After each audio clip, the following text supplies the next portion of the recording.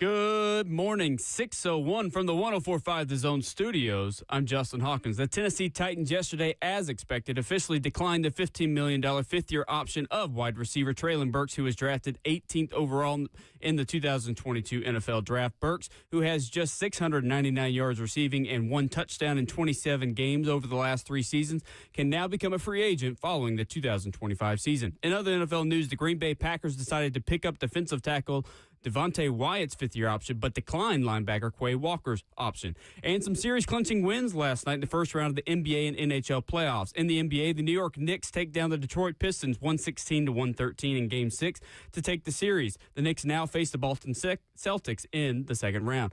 To the NHL, the Toronto Maple Leafs beat the Ottawa Senators 4-2 in Game 6, taking their series. The Vegas Golden Knights beat the Minnesota Wild 3-2 in Game 6 to win that series. And the Edmonton Oilers outlast the Los Angeles Kings 6-4 in Game 6 to advance to Round 2. For all your foundation repair and waterproofing needs, you have to go to USSTN.com. Breaking news at once on your home for the Titans involves this is 104.5 The Zone.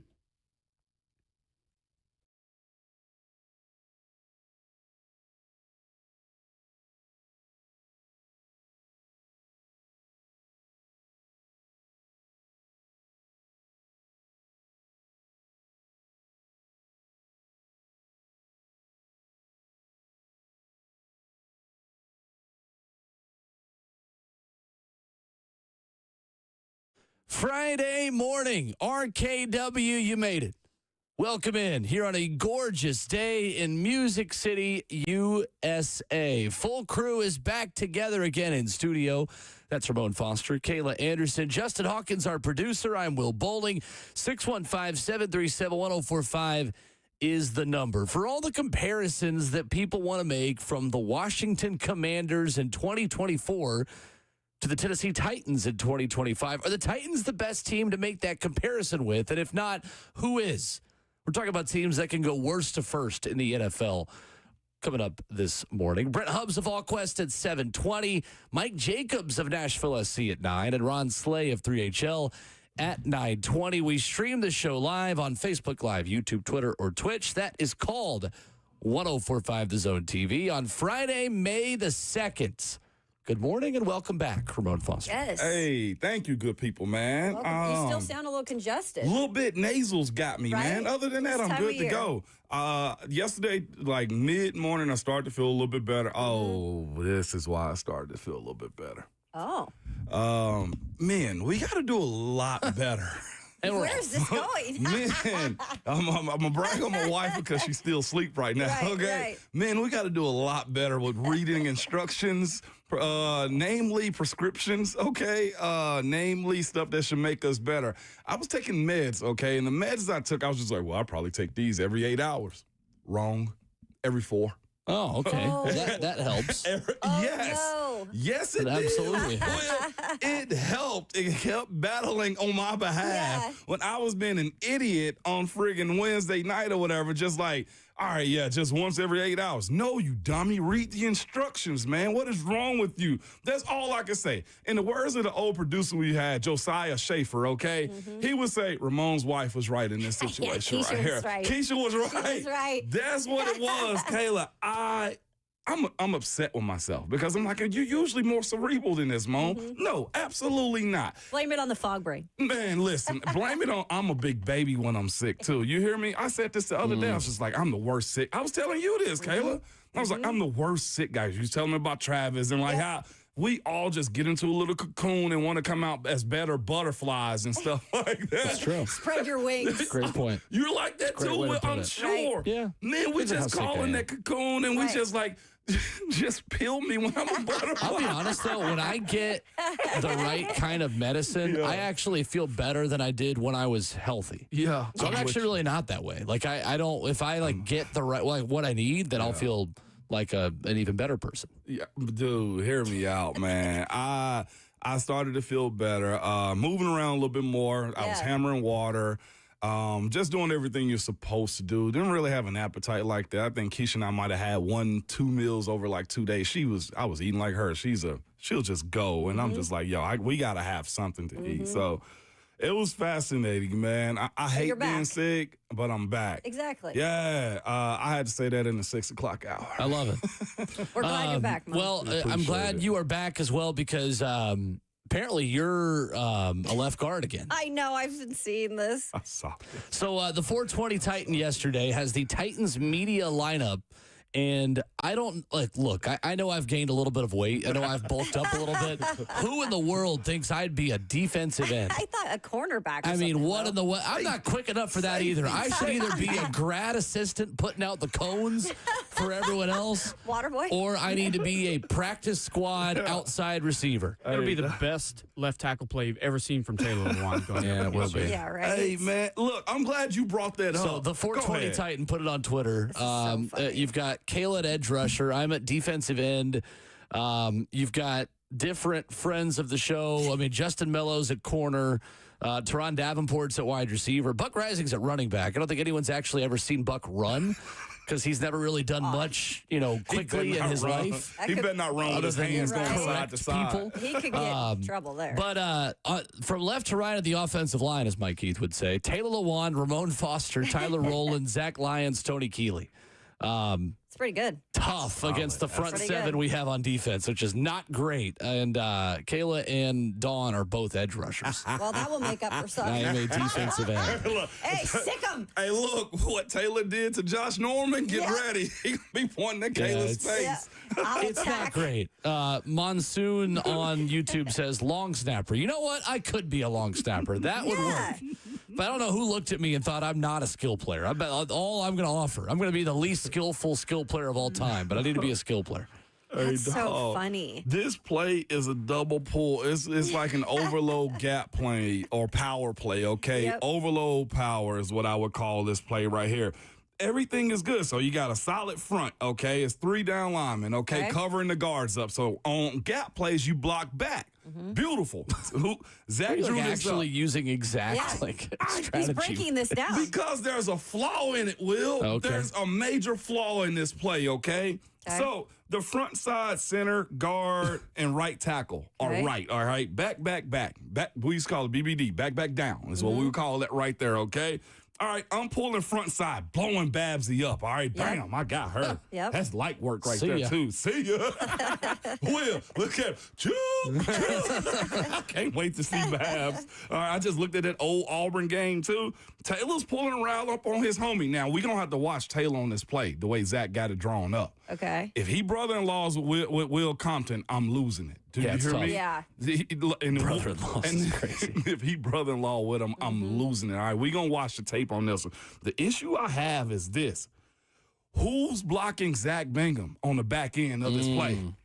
Unless Okay. we're Great just, question. like we were Okay. Just saying, I isolating get where you're one, saying, Buck, that's your yeah. guy. he's in the box, Yeah. right? He's in the box. You got to account for the bodies in the box. Now, if he was slanted outside to tackle and tight end over Taylor Lewan, different story. You tell him, book him. But somebody's got to block him, and that's what I'm not sure about right there. Because it. somebody tried to edit the play and say that, who was it? Was it Steely or, was it Jared or Teron that needed to block backside? And I'm just thinking to myself, that's not allowed.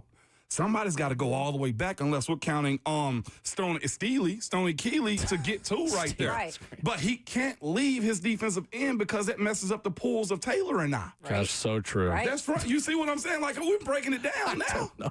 Is this Zach's tweet that you put out there that you're talking Is about it that has the Lions? flaw? Zach Lions? Yeah, Zach Lyons drew up a play, and I'm just like, Okay. Zach, no. We got I'll to. retweet it right now. Unless Zach Bingham is the candy bar, unless he's the candy Maybe he bar. is. Who's to say? You're setting up the A to Z battle in the hole. Hey, well, look. No Just Buck and kidding, Zach. right? Well, check this out then. This is a situation. Yes, I Buck love don't that, need- Will. I ain't even think about Yeah, that. you're just setting up, Oklahoma drill essentially, and between the tackles. Buck, that's your man. You got to beat him. Yeah, exactly. That's your man. You got to beat him. Exactly. Okay, unless, like I said, the battle of the Zacks need to be held in the octagon too.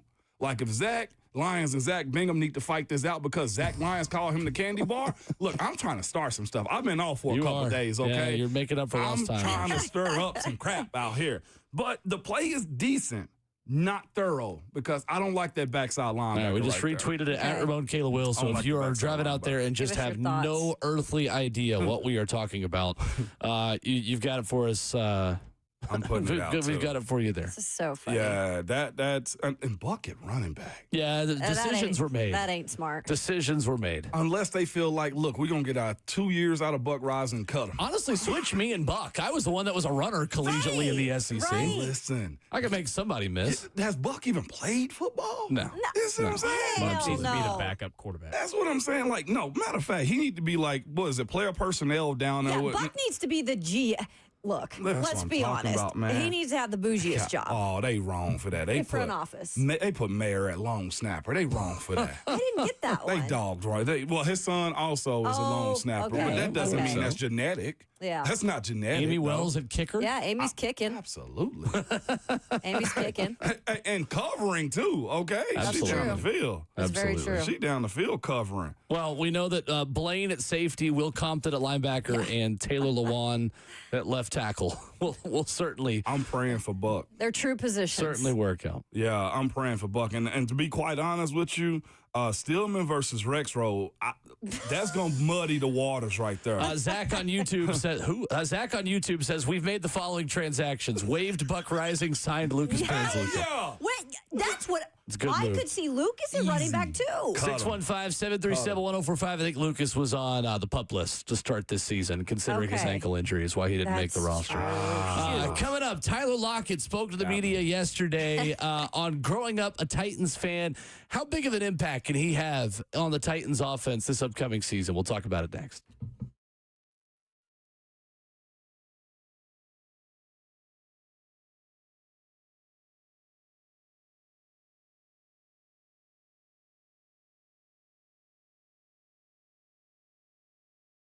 All right, just a friendly reminder to all of you, Mother's Day is right around the corner. And the number one thing your mom wants you to do is probably call her, right? My mom lives thousands of miles away. I always ponder what type of gift I want to get her. I always go for the boring flowers, right? This year I changed it up. And this Mother's Day, you can do the same thing. You can give her a call. You can also give her an Aura digital picture frame. Mine is in the mail already. You've got a family member, like I said, that's either near or far, and they talk about, I need an updated picture of you. And you're like, I don't have any of those old photos. Here's something you could do in terms of digital, though. Aura Films has been named the best digital photo frame by Wirecutter and featured in 495 gift guides just last year. Aura has a great deal going on this Mother's Day. For a limited time, listeners can save on the perfect gift by visiting auraframes.com to get $35 off plus free shipping on their best-selling Carver matte frame.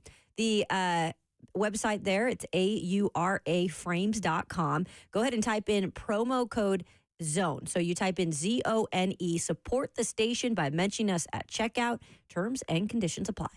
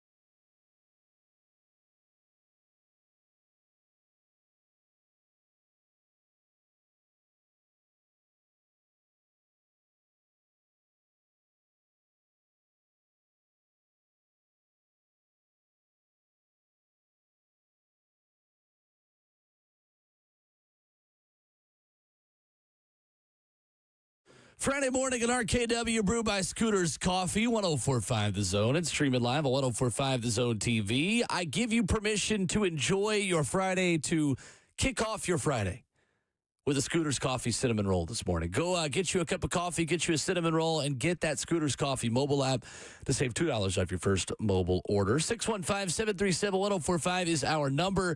I want to offer my condolences this morning to Keith Bullock, to Michael Griffin, to Javon Curse, and to many other Titans. Guys, they have to be feeling pretty old this morning. Wow. Because yesterday, 32-year-old Tyler Lockett said he grew up cheering for the Titans when Vince Young was quarterback. That's true. This is diabolical, what the newest Tennessee Titan did yesterday. Is this reaching UNC status? Did I get that right? Did Keith Bullock reach UNC status yesterday? I mean, his number was given away to Femi Oladejo as number 53 at outside linebacker, and then now I probably just sounded so white, but and then now Tyler Lockett's like, man, I grew up listening or watching you guys. Right. Here is the new Titans wide receiver yesterday speaking with the media about growing up a Titans fan. I was talking to Jim yesterday, and a lot of people didn't know this, but, I actually grew up a Titans fan when I was younger, and I'm not just, saying that. I actually went to the Titans versus Baltimore playoff game. It was my mom, my best friend, Dante, and I want to say his mom as well. And we drove all the way up to Nashville, stayed over there by Vanderbilt, and we went to the game. So I was a fan of, Vince Young, fan of Finnegan. That was, one of my favorite cornerbacks to watch because he always got into a fight every single time. Linebacker was Bullock. You had Albert Haynesworth, who was nasty at the defensive tackle, and I even watched Britt at receiver. So, and the other person, you obviously can't forget Vince Young and Chris Johnson, but even Griffin. It was just fun. So ever since Vince Young got drafted, I was always trying to keep up with Tennessee and stuff, and that was pretty much after my dad ended up playing in the league. So when he was done, I started to navigate the Tennessee, and then after that, I just started watching more college. That's Tyler Lockett yesterday speaking with the media. Dude, if you don't already instantly love him, if you didn't love him before, listen to his presser yesterday. The guy is an instant fit. He's sitting here rattling off Titans history. And this guy's from Tulsa, Oklahoma, by the way. It's not like he was born in the South or anything. He just was a Titans fan. Yeah. I respect Tyler Lockett. What happens in those situations, I think the Titans, when he was coming up, was one of those new teams, and then he was young enough to watch a team be good in that era, so naturally became a fan like that. And then, of course, most guys follow college like that, too. So Vince Young, you attach yourself to the stars that you grow and love. Sure. So that made sense to me. I get it from, what do you say, from Oklahoma? Yeah, so technically he's a Southern guy. I don't consider Oklahoma Southern at all. Yeah, Them dudes it's out like there. the Southeast, but it's the South. Sure. You think so? Yeah. Okay. There's still a lot of Southern SEC team, Well, I That guess doesn't mean the anything. prairie. They're very hospitable there, by the way, in Oklahoma. Well, look, I just hope to beat their team again. I always heard there ain't absolutely. no love in Oklahoma. Ain't no- Just the that's- whistle of a Ain't long no- black train. ain't That's what I've heard. Yep. That's Carrie what I've Underwood heard too. from Oklahoma? Yes, thank you for telling me that song because I was going to say Garth Brooks. That was not Carrie Underwood. But he's from Oklahoma, Luke by Combs. the way. Luke Combs. No, Garth Brooks is from Oklahoma. Is he too? originally. All right, Yes, he is. everyone I'm lock in. Blake I'm Shelton. hyped to be back, okay? I'm so glad to be back. Thank you, guys. We have attention deficit disorder this morning. But that was cool, though, hearing him say that. Again, Yeah. I did. We are so off the rails. We are. We're so back. We're so back. Drinking too much With that tea. being said, it's good that you're able to identify guys that are not just bag chasing. It's good that you can identify guys that's not coming here. And I saw it before, the Titans fans on social media. Well, we were just signing another older guy so he can come here and retire and grab a bag. Tyler doesn't sound like that. You hear the enthusiasm in his voice. His body type's a little bit different, too. And I speak about how, he's an older guy, but how many hits has he taken?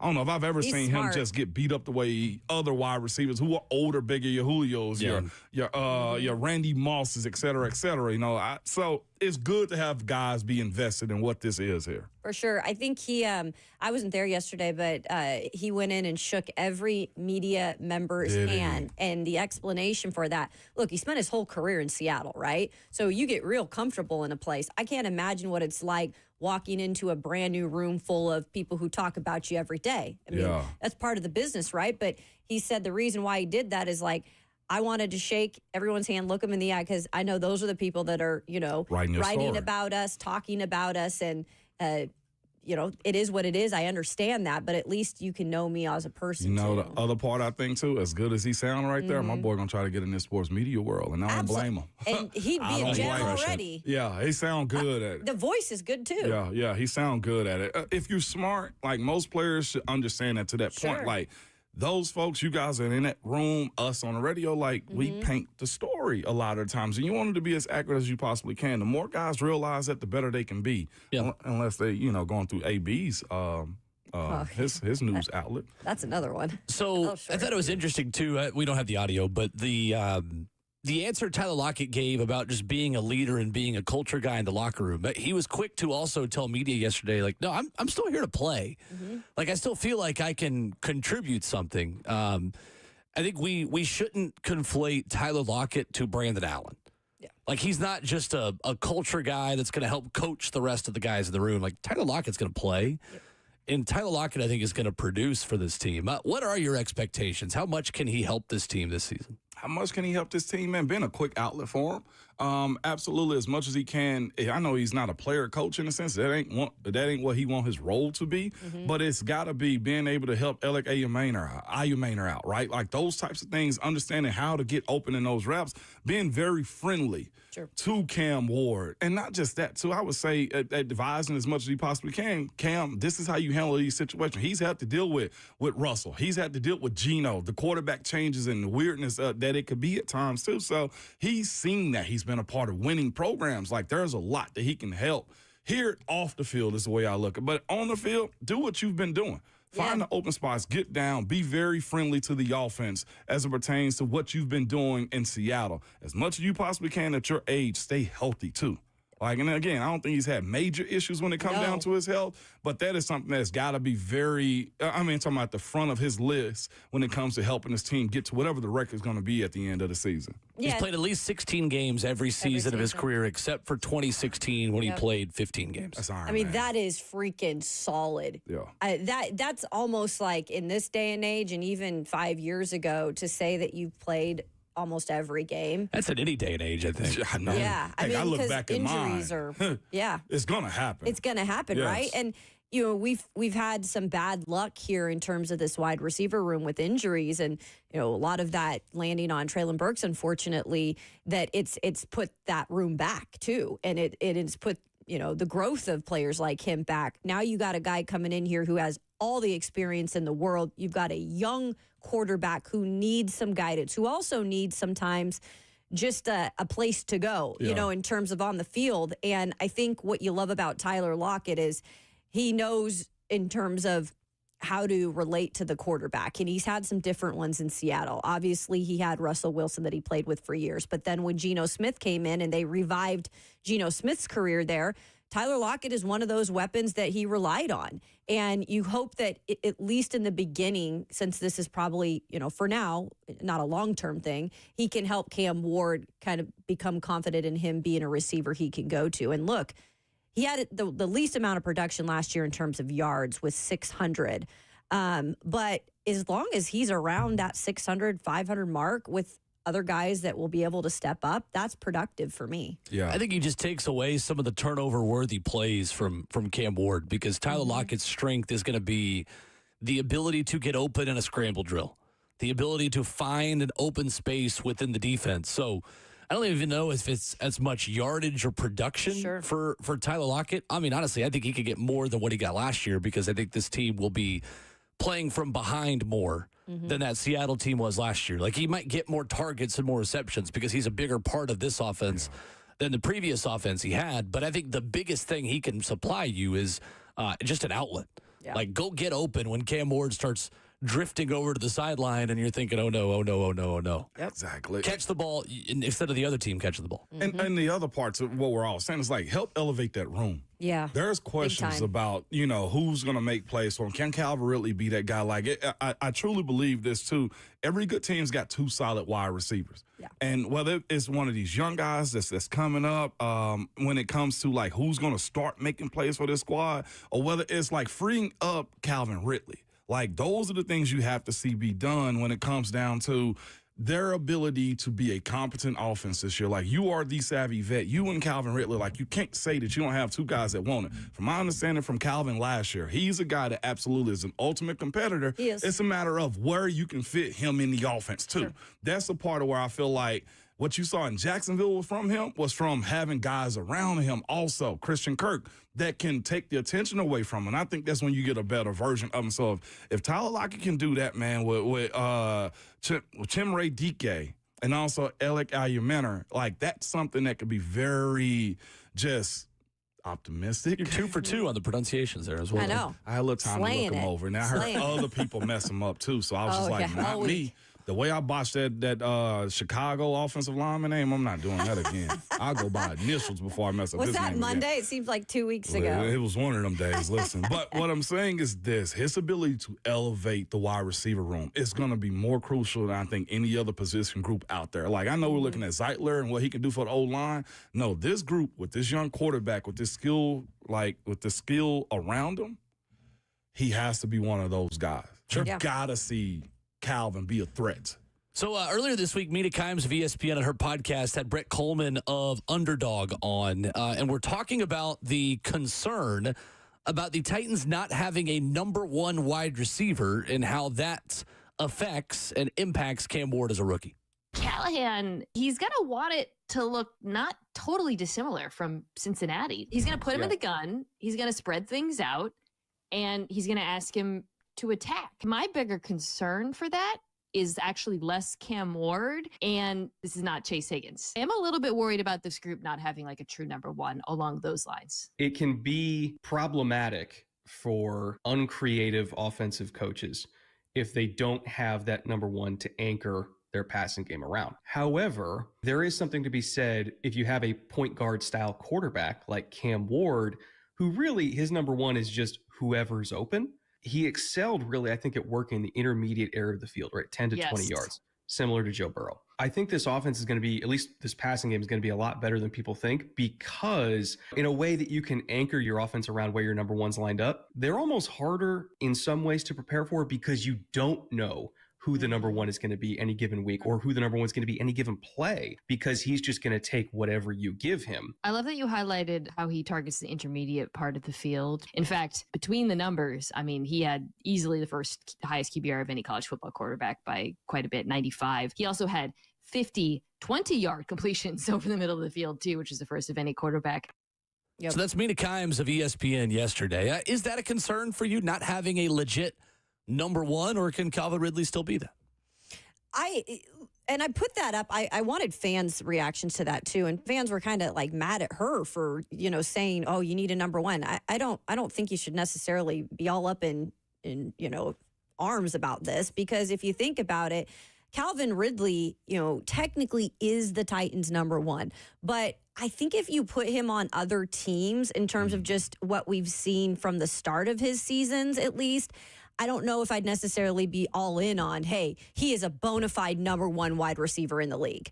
Here he is. But I think what I worry about just with, him being the number one solely, and I'll get to why I don't think it's a huge deal, is because, again, he hasn't proven that is from the jump what he's able to do. Because last year, it took a while for him to get in the group. Part of that is Will Levis. I understand that. But part of that also is, I think, on Calvin Ridley, because we heard some stories back in Jacksonville, too, with some of the route running and things like that. So maybe it's different this year, and maybe he can get on the same page as Cam Ward from the jump, and then I'd be more comfortable saying, okay, that's the number one guy. I like, though, who was the guest on the show? Brett Coleman of Underdog. Yeah, I really liked what he said, though, in terms of if Brian Callahan can use the creativity of this offense and the different parts of this offense, it does make sense that sometimes preparing for a true number one is a little bit more difficult because teams know what you're going to do. So if that is indeed their plan and they're not worried about Ridley being the number one, then I have no worries in the world with, maybe more so how he starts or how he doesn't start. No doubt. I personally think he should. Mm-hmm. I personally think they need a number one. It's just my opinion, because most good teams, and I know this is a transition to developing into a good team, they have that guy. I mean, I feel like on game day, you got to have that threat. Like, who do you have to take away? That where everybody else eat, right? And that, to me, is where it becomes a little bit problematic. Like, I look at a guy like Juju Smith-Schuster, the year that Antonio Brown was gone from us. Juju wasn't a number one per se, but he had to play that role to be able to get open. Right. Yes, had to be. It's more of that. It's reliability more so than it is like being a dynamic playmaker. Caleb, it's 3rd and 5 on your own 35, and you need a first down. Who's my guy? You know what I'm saying? Like, do you want to go to a rookie tight end, or do you want to go to your guy because you know he can get open? Like, and especially if you're one of those, count as a first round, count as a high dollar guy. Like, it is expected that he, at least on this squad, be him. Now, he go play with, Jamar Chase. All right, he's a number 2. Oh, yeah. But here he's a 1. You got to be a 1 because at the same way I look at, like, Nico Collins to me wasn't a bona fide 1. Mm-hmm. He turned himself in 1. Right? So that's the reason I expect this team to have 1 eventually. Well, and one of the big reason why he turned into a number 1 is because who was throwing him the football. Yes, sir. Well, we've been talking for months about how Cam Ward has elevated every place that he's been. Why can't he elevate Calvin Ridley to a number 1 wide receiver? Like, I don't think it's a concern at all, to be honest with you. And I think it's not doing Cam Ward enough justice to say that he can't succeed with as much talent as is already around him. Like, I know dollars does not always equate to skill level and proficiency, but let's be honest, like, he's got a $20 million a year receiver, left tackle, and a $10 million running back. Mm-hmm. You know how many quarterbacks in the NFL would love to have that? Right. Especially rookie quarterbacks. Yeah. For sure. So, again, like, it doesn't make Calvin Ridley perfect. And Calvin Ridley's 31. Like, every wide receiver hits that wall where they just fall off a cliff. Unfortunately, here in Tennessee, we have seen it happen time and time again. And I don't see Calvin Ridley slowing down enough yet. Like, would I like having a better number 1 for him? Absolutely. Is Calvin Ridley at his best a really good number 2 and not a really good number 1? Yeah, probably. But this team isn't trying to be, like, making this crazy run in 2025. Right. Like, it's not in your best interest to be overly aggressive and go get Cam Ward, a young, expensive number 1 receiver this year, because if so, you're probably giving up one of your first or second round picks. Yeah. So obviously, like, we're not talking about going and getting one. I think it just sets up a conversation for 2026 where we're going to be going through, like, all right, edge rusher, receiver, who you want? Mm-hmm. What do you want? Do you want trenches, or do you want a dynamic playmaker for your young quarterback? For this year, you're just going to have to suck it up and realize that, like, at the end of the day, Cam Ward still got a lot of help. And I know this team wasn't very good last year, but they didn't come together as a team. They were still in a lot of games. Like, they're not that far away from still being decent with the guys they already have on the roster. You're just going to have to deal with it for a year. Mm-hmm. 615-737-1045. Gerardo leads us off of the phones this morning. What's up? Good morning, y'all. Man, I'm over here getting a dang nosebleed how much I'm nodding my head with everything Will's saying, because that's literally what I was going to call in for. But it's just, man, the way I see it, with the whole meaning concept, it's too hard not to be optimistic that Cam's going to have a much more successful career when it comes with season when it comes to Calvin Ridley. Because just look at what he did production-wise with what he had last year and who was throwing him the ball. And you telling me this year Cam's going to have what we hope is a better offensive line, and Tyler Lockett, it's going to be such a good safety blanket. It's just, I feel like everything's right there for him to have a good tandem with Calvin Ridley. And that to me just screams Calvin's going to have that type of career where we're going to be saying he's our number 1. He had that good of a year with everything, with the wheels falling apart last season, and still had a real good production year. I don't see how. I really respect Nina. I think she's so smart when it comes to all this, but I think that one just kind of showed me how little really attention she really paid to what's the possibility what we have now. And I really think Ellick's going to be that type of receiver too, sooner than we think. I really truly believe that. Appreciate it, Gerardo. Appreciate that, Gerardo. Thank you for the call. I mean, I think Mina kind of pays attention to the Titans. I think she's actually one of the ones who really does do the work. I agree. It's just difference of opinion. I think we need to be careful, though, because tempering expectations, guys. Because last year, I do not care what you say now, because it's revisionist history in terms of, whatever way we want to look at it. But, like, last year, we did say, after some of these free agency pickups, and we thought the line was going to be better because we thought MPF was going to be better, and we thought some of these guys would pull more of their weight. We thought Will Levis. So we were saying all of this last year when we were excited about some of these gets. We thought, and we've had the discussion with Will Levis before the season started, that we thought that they brought him enough weapons in last year with Tony Pollard to make him good. We thought that. And I just want to be a little bit careful. I know Cam Ward is a number 1 overall draft pick. Will Levis was not. But let's just tamper those expectations just a little from the jump, at least, because it isn't going to be like blazing. Cam's going to get out there and just everything's going to click from the start. 615-737-1045. We'll get to Marcus and more of your phone calls when we come back. Plus, anonymous quote season is not totally over yet. Execs told The Athletic about what they think about Cam Ward now that he's picked by the Titans. We'll do that next.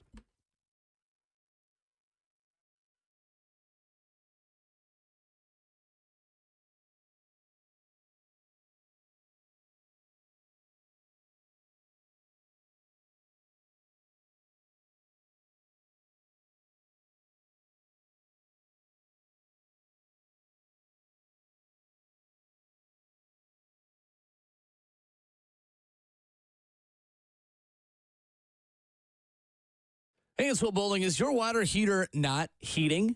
Maybe your sink is leaking or the drain is clogged. We're here for you 24/7, 365. Our expert friends at Lee Company have you covered for all of your plumbing needs. And right now, you can enjoy $30 off your next plumbing visit. Just contact Lee Company today at 615-567-1000 or head online to leecompany.com for an appointment to take care of your home's plumbing from top to bottom. The thing I love about Lee Company, their experience here in Middle Tennessee. They have been in business for quite a long time, over 80 years of experience, trusted since 1944, and their availability. They're open 24/7. The 14 community locations in Tennessee, Kentucky, and Alabama means that when you call them when you've got an urgent problem, Lee Company is there for you. 615-567-1000 or check them out online. Get $30 off your next plumbing visit at leecompany.com. That's Lee Company, all you need.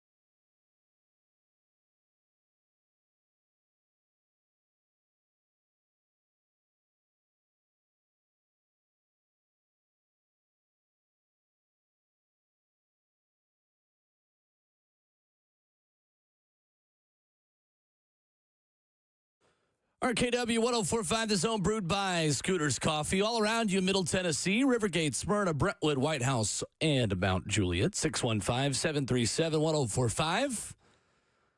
Talking about Calvin Ridley and the need, or maybe lack thereof, of a number one wide receiver to help Cam Ward. Marcus in Nashville is up next on that on the phones this morning. Hey, Marcus. What's up, y'all? How y'all doing? Good. Good morning, Marcus. Hey, let me tell you something, y'all. I said that, Kayla, I know you love you some Cam Ward. I know you love him. But, baby, you can't tell me that that really need to get on Cam Ward, like, level or something like that. Really proved himself with a Pinto as a quarterback last year. No, I didn't say he needed to get on his level. I just was talking about Calvin Ridley as an individual, not comparing him to Cam Ward or telling him to get on that level. Well, really, He's a rookie. I'm just not a Cam Ward fan yet. I'm just being real. I'm not hating. But I'm just saying, he ain't showed me everything I want to see. You know what I'm saying? For everybody to be going crazy over these war move videos and everything. I don't know. Marcus, that's why I just said we need to tamper our expectations. Actually was like saying, hey, Cam Ward hasn't proven anything yet. He's got to go out there and do that. And we should temper our expectations just a little, right out of the gate. That's fair. Yeah. I like I said, I love the Titans to the heart, but he did some crazy stuff that I didn't agree with in college. So he's got to prove himself in the pro. For sure. So I can just be like, yeah. But thank y'all for letting me come. Thank you, Marcus. You're welcome, Marcus. To be fair, I've heard that narrative a little bit more though too, and it's not because of Cam. I don't think more than anything. I What think it's narrative, because the tempering the expectation with the quarterback, okay. like before, not just the quarterback, but Sure. Cam in general, because there's been a lot of belief in a lot of guys here over the years that the expectation that Cam's gonna be, I hate to even drop this on him, but like the savior, the shining star, it has to be seen in real time for a lot of the fan base. And I think that's just honestly how it should be in general. Right. It should be that way in general. Like, and that's how vets are gonna treat most guys like him is, bro, you gotta prove it to me. Like that's not even if you're playing guard, if you a tackle, like Will Campbell's dealing with the same thing in New England. You know what I'm saying? Like, okay, you was a high first pick. What you gonna do for me? Like, that's the way I feel like teammates go towards players like Cam. And I think more fans should too. But here's the thing about fans. Fans aren't in the locker room. They don't see them. They don't know them. And then you're not in that culture like that too to be like, he ain't special to me yet. So that's fair on both sides though too. Is the way I look at that. Oh, yeah, absolutely. And it's like, fans, for them, I understand it too. Because he's your number one overall pick. You're waiting for this. You've been waiting for this. So I get that side of it as well. Yeah. Executives talking to Mike Sando of The Athletic say a lot of the same things we heard in the pre-draft process about your new quarterback. One exec regarding the Patrick Mahomes comparison to Cam Ward says, there are so many things Kansas City had that I do not think Tennessee has. And then it's not the same player. You have to be really disciplined and understand that the worst thing you can do is put a young quarterback in a bad situation. Another executive tells The Athletic anonymously post-draft about Cam Ward. In the big picture, I think taking Cam was a no-brainer for the Titans. But if it was last year's draft, he probably would have been the fourth quarterback. Again, more of the same things. Another executive says, good pick, solid guy, will be the first in the building. I don't think he is missing anything other than that he regressed during his 2 years at Washington State trying to make every play. The scheme brought out his true skill set at Miami. The scheme did. I think the scheme, though, at all of his stops, like Eric Morris had an offense that fit his skill sets perfectly as well. I don't think it was just the scheme in one season at Miami. I do think it was a better supporting cast around him that certainly helped bring out the best in him, including Xavier Restrepo and Isaiah Horton and an offensive line with a future first-round pick and Francis Mauigoa playing at left tackle. And if you're a smart OC, that's what you also do. I don't think he ever regressed, though. Yeah, no. Like, Cam Ward got better every year. Yeah, and I think I don't even agree with people that. even people who are critical of him, myself included, can admit that, like, he got better every year for sure. Yeah. There's no really debating that, to be honest. He cut down his turnovers in year 2 at Washington State. I think he better handled, he had a new offensive coordinator also in year 2 at Washington State. He had Arbuckle in year 2. Okay. He came in with his incarnate Ward coach year 1. Eric Morris, yeah. Right. Morris. So, and then he went to another OC obviously when he went to Miami. So That's what Shannon Dawson. Shannon Dawson. Yeah. If you're a smart offensive coordinator, you do what your quarterback's good at. Again, it's that S word we like using at time. System. It has to work for the guy. You can't ask this guy to be he's run triple option, but you can't ask him to be Tom Brady if that's not his style. If he does have a flair of Patrick mixed with Ben Roethlisberger, find that offense. That would be amazing. I hate the whole system quarterback conversation because every good quarterback that's ever played football is a system quarterback. Patrick Mahomes is a system quarterback. Peyton Manning was a system quarterback, even down to Brock Purdy. People minimize Brock Purdy, but Brock Purdy is an extremely accurate quarterback and great decision maker. Heck, even Tua Tagovailoa. Yes. Really accurate, excellent decision-making quarterback who fits the scheme perfectly. It's the beauty of this sport. You have to fit the scheme at the quarterback position to have success. You want to know how much of a system quarterback Peyton Manning was? This is from somebody that was in the room with them with the coach. Their offensive coordinator didn't install the offense.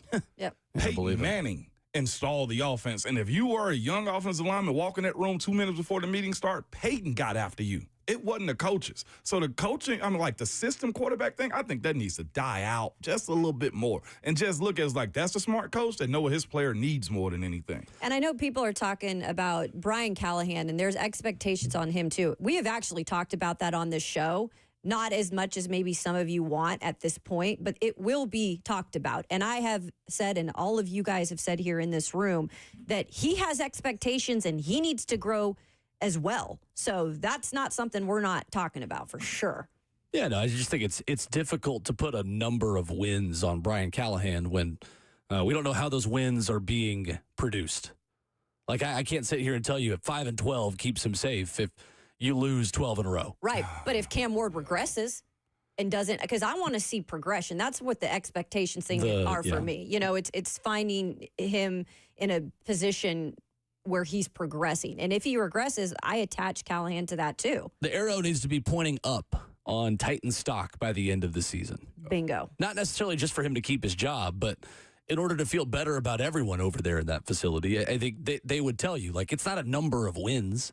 But if we win, 4 games, but it's 4 in a row to end the season, like that was enough to keep Dan Campbell safe in Detroit a couple of years ago. And look at them now. Like you look on paper at just the wins and losses, and that can not tell the entire story sometimes. So it's difficult to have that conversation in May in any capacity, but I think especially with the head coach not knowing how you get to those wins and losses.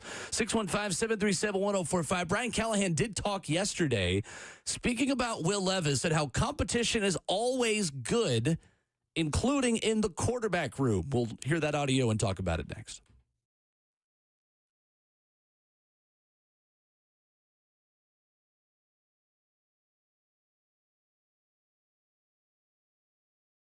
It's Ramon Foster for Hiller Plumbing, Heating, Cooling, and Electrical. Good people, they have been in business and here since 1990, man. Cool part about them, they are family-owned and operated. Jimmy Hiller was recently named amongst one of the most admired CEOs, and it's because of how he truly cares for his team and his clients. I, myself, I'm one of those clients, man. I've used Hiller for plumbing, heating, and the HVAC service that I'm on their service plan for. Because why, man? It's about to get hot in Tennessee, and it is taxing on your HVAC units. Listen to me. Go ahead and get your schedule up for that, man. But the best part about them is their slogan, happy you'll be as the service is free. They live by that. If a customer isn't pleased with the work performed, they will make it right. If you want to do like I do and book with the best company around, man, simply visit happyhiller.com.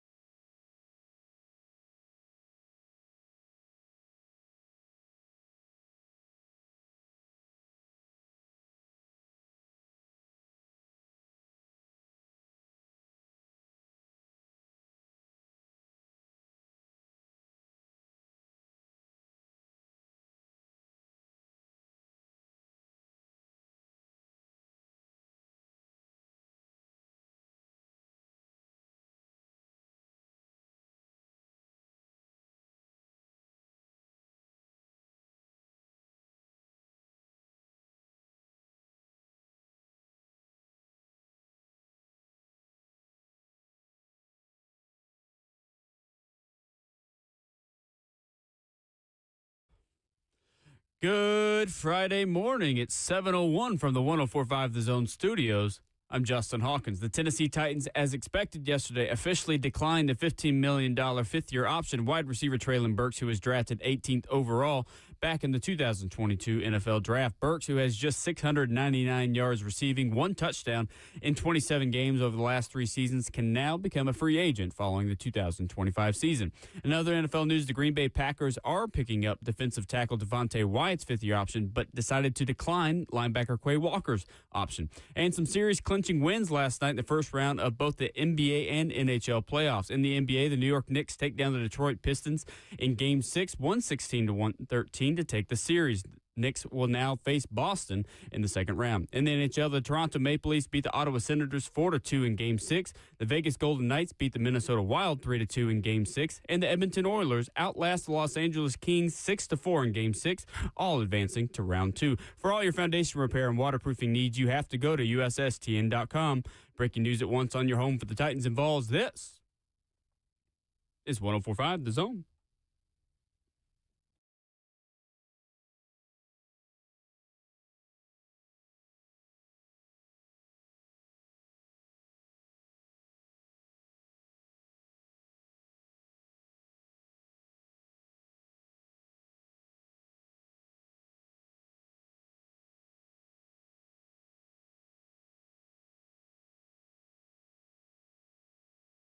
RKW brewed by Scooters Coffee, kicking off hour 2 this morning on 104.5 The Zone. 615-737-1045. How you jump in? We are fueled by Scooters Coffee everywhere around Middle Tennessee and Rivergate, Smyrna, Brentwood, White House, or Mount Juliet. Make sure you get that Scooters mobile app today. Order ahead and save $2 off your first mobile order. So Cam Ward has come to town. He is QB1, maybe. He's the QB wearing number 1. True. Because yesterday, Brian Callahan says we want competition in the room, and Will Levis has been working on the things we asked him to work on. Here's the head coach talking about the former QB1. You know, my conversation with Will when he left was the same, and we came back was the same. There was no, you don't have to make any crazy conversations. And I think Will's done a really good job of focusing on what he can improve at. And I'm excited to see what that looks like for him, the work he's put in. You know, Will's always worked. There's nothing about that. It's always been something he's done. And I think he had a very clear path and what he wanted to accomplish this offseason. And he just spent the time worrying about him. And at the quarterback position in general, that's all you can control. You know, you don't control whether receivers get open. You don't control whether linemen make their blocks, you know, and I think for him, just narrowing his focus on what he can get better at. And I think he's done a good job of that. And I think competition is good for everybody. Competition is good for young players. It's good for veteran players. It keeps their edge. So having guys that can play and compete, I think, is a good thing for our football team. It's going to make us better from top to bottom. It'll make those individuals better, too, just because they're going to have to come in and perform. And there's always somebody else that's there that could possibly perform better. And I think that's how you get the best out of each position group and ultimately your team.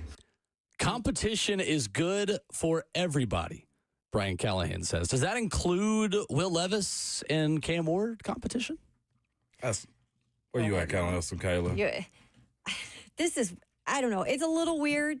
And I know, Moan, I think you said something on 3HL the other day I'll bring up in a second in terms of having a conversation with Will Levis. Oh, it was on Bucks. Was it on Bucks' show? Bucks on so why Tuesday, don't you start with that? Because I thought that was a good point. Yeah, the best thing would be for Levis, and I said this on Bucks, Levis and Cam to get, hey, I'm Cam. Nice to meet you. Look, I'm sorry that this happened to you. I didn't ask for this to happen. I worked to get here, and I'm sorry that, hey, I'm here for you. And that was my whole point was this. Coach, that was awesome with the competition side of things if he wasn't number 1 overall. I've seen this happen before. It's happened to me. Legitimately, it's happened to me to where, look, Coach, well, this is an open competition. And Coach get in the room and say that. Not just say it in the media. It was DeCastro. Coach get in the meeting and say the exact same thing. You were drafted number 1 overall for a reason. Heck, the dude that was drafted in my position was 22nd or 23rd overall. And we did everything we were supposed to do first couple of weeks. I'm at right guard and everything. By the time we got to training camp, It happens. Yep. Like, it's cool. It's to keep your guys engaged and make it seem like everything is fair, but this ain't a fair business. I hate to say that. The best thing that Cam Ward and Will Levis can do is shake hands and be very cordial with one another, and Levis try to help him as much as he possibly can, because if he can show he can be a great teammate, the better the word around the league is for him. Mitch Trubisky did the exact same thing. Right? He became a guy that people love having on their team. That's the best thing that Will Levis can do for himself Even right Jameis. now. Even Jameis. Best thing he can do on this for his career is be the best teammate he can, because this is no longer his team. And again, it's for their coaches to make the room and the competition and the camaraderie, everybody make it seem that way. But this ain't a open competition the way I view it. Eventually, the keys will be thrown to Will Levis. And the only reason I say that is Cam this. Ward? I mean, yeah, it better not be thrown. It'll be thrown to Levis. Here's what I would say about my personal journey through this, and I'm not sure if Blaine went through the exact same thing either, but when you're a guy that's not a first-rounder, I was undrafted. Blaine was undrafted. Levis is a third-rounder. When the first-rounder come in, unless that guy just completely stinks, it's his spot. And it sucks, but it's his spot. That's why I always laugh at the ones that bomb out. The first-rounders that bomb out, I laugh, because you, sir, were given the silver platter. Now, my situation, what happened was this. I played well. However, the coaches had their meetings and said, this guy played better than me, and he probably did. Who knows? But I didn't think so. My teammates to the right or the left of me didn't think so, because immediately after DeCastro got the spot, my dog said, Moan, that's not right. I was just like, what you talking about? Me, I'm just, Moan, that's not right. And I was just like, okay, cool, whatever. I'll just deal with it however I have to deal with it. The coach comes up to me after the fact and said, Ramon, this wasn't my decision. I was like, what you mean, coach? He's like, that wasn't my call. And that's how it goes. So it's fair for coaches to say that, to create this facade about what the team and competition is. But when you are 1-1, there's no competition for Will Levis. That's right. Yeah, and look, I mean, I get it. It's coach speak, right? And I will say this, they have also followed the script of Will Levis is going to be here in training camp, and right now that is going according to script. Like, it looks like they are going to keep him here for at least training camp, and I think that competition only makes people better. And I think with having two young quarterbacks at that, one in Will Levis, who still is saying that he wants to be a starter somewhere. That was his words at the end of the season, who's been doing a lot of work in the offseason. His future probably isn't here being a starter, obviously. But if he can help himself during training camp and strictly look at it as I'm trying to get a job for the future, I think it could benefit both Will Levis and the Titans, because then his trade value can go up. But I do believe it's also going to fuel Cam Ward, because Cam Ward is a freaking natural competitor everywhere he's been with Shedeur Sanders. That's what he does. So I don't think it's going to really be an issue, but I don't 100% buy this is an open competition. So I think there are two different conversations to be had. I don't think there's a competition for QB1 of the Tennessee Titans in week 1 of the regular season. I think competition for training camp reps is a good thing. Remember last season against the Seahawks in the 2-minute drill period when Will Levis had to learn the hard way, there are consequences for turnovers and interceptions. And in a 2-minute period, on the first play of the 2-minute period, Will Levis threw an interception. Okay, so we're all looking at each other thinking like, all right, so are they just going to run it back? No. They didn't. They lost out on work that day in a 2-minute period. They put in the twos the next time, and Will Levis had to learn the hard way. Hey, there are consequences to giving the ball away. You don't get to get more work done. You don't get to play more. That I do like for Cam Ward, because if there's one thing Cam Ward needs, it is to rewire his own brain, because he needs some of that too, to learn that there are consequences for the turnovers and for some of the big mistakes. So, yeah, if you're in a team period, if you're in another 2-minute period, if you're in a training camp setting and you throw a pick, then yeah, it's Levis's turn next. And when you have more bodies who are able to do that, you are training the instincts to not make some of those mistakes in a game setting. So I think there's competition for reps in camp that elevates everyone on the practice field, while we can also be adults and recognize that Cam Ward's most likely, barring something really weird, going to be the week 1 starter of the Tennessee Titans at quarterback. So, okay, that's very true. I wonder what's the purpose for Levis and Coach Callahan. We'll get that. We'll have that conversation later. Increases I wonder draft stock. I mean, ultimately, yeah, ultimately, but he seems like he really wants to coach Will Levis. I think he's just an amicable guy that he comes across that way about everybody. He because he loves quarterbacks. Yeah. I just think he's a quarterback guy. Mike in Cleveland's been waiting to get in. Want to get him in here before we get to Brent Hubbs on the other side. Mike, we don't have a ton of time, but you got the floor, sir. What you got, Mike? That's what's up. What's up, partners? How y'all doing? We're great. I'll be quick. So first off, I think Callahan saying that right there. Yeah, I think that's for Ward to know, like, it's not just his job. He got to work for it. But what I really wanted to say is pretty much Titans don't have a good history of developing a system around what young quarterbacks do best. We're constantly known for trying to fit a round peg in a square hole. I mean, we've had some that came in and did what Tannehill did good, but I'm curious to see if Callahan is going to develop a system around what Cam Ward does best, or if he's going to try to fit. You know what I'm saying? He's gonna try to go and this is my system. This is how I wanna go downfield, and you need to adapt. Or is he, a good enough coach to adapt towards the quarterback, the young quarterback that he has? That's it. That's all I want to say. Yeah. Thank you, Mike. Sure. Yeah. And I think that is the question of the season that we're about to get an answer to. I don't have the answer for that yet. But Callahan has said, being a good head coach, being a good offensive mind, you fit your system more towards that quarterback. He's admitted that before. Yeah. Now, whether or not we see it, you're right. And that brings us to the whole conversation we were saying, there are expectations on Callahan as well, because this is his quarterback now. He is tied to Cam Ward. He was there for the draft of Cam Ward. Whereas with Will Levis, he was coming in knowing that he had to try to fix something that he didn't necessarily take. Cali conversation is going to be fascinating when we finally get to it, for a lot of different reasons. Because here's the thing about like being the head coach play caller. Most times the head coach can fire a bad play caller. If he ever demotes himself, then that's an indictment on him as a head coach. And he doesn't want to give it up. That's for sure. And it's very easy to get Eberflus or Mayo'd. You feel me? When you bring in a new quarterback, and the opportunity cost of keeping the coach is missing out on someone who you have more trust in. Heck, the Nashville Predators are going through that right now because they're holding on to Andrew Burnett. Meanwhile, you've got Mike Sullivan floating out there. Exactly. Who's now going to the Rangers. And you're like, well, it's one thing to keep Andrew Burnett, but like Mike Sullivan, I know is better than Andrew Burnett. So you put yourself in a situation to where if things don't go well, and you're like, well, wait a minute, this guy's out there. I mean, it's what happened to Gerard Mayo. Gerard Mayo, if Vrabel isn't available, is he still the head coach of the Patriots?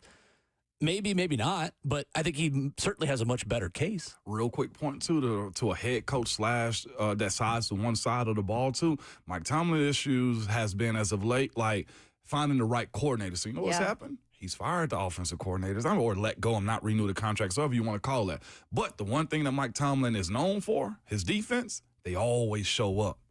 That's where the challenge to me for Callahan is going to be, if this offense is your thing, the same as it is for Sean Payton and other head coaches that have that, Andy Reid, then that thing needs to be good. Coming up next, VolQuest's Brent Hubbs will join us. We go inside the war room at VolQuest and on 3 as Tennessee hosts more wide receiver talent looking to fill out their roster in the transfer portal. Vols basketball with a big addition this week. We'll get to all the latest out of Rocky Top with Brent Hubbs next.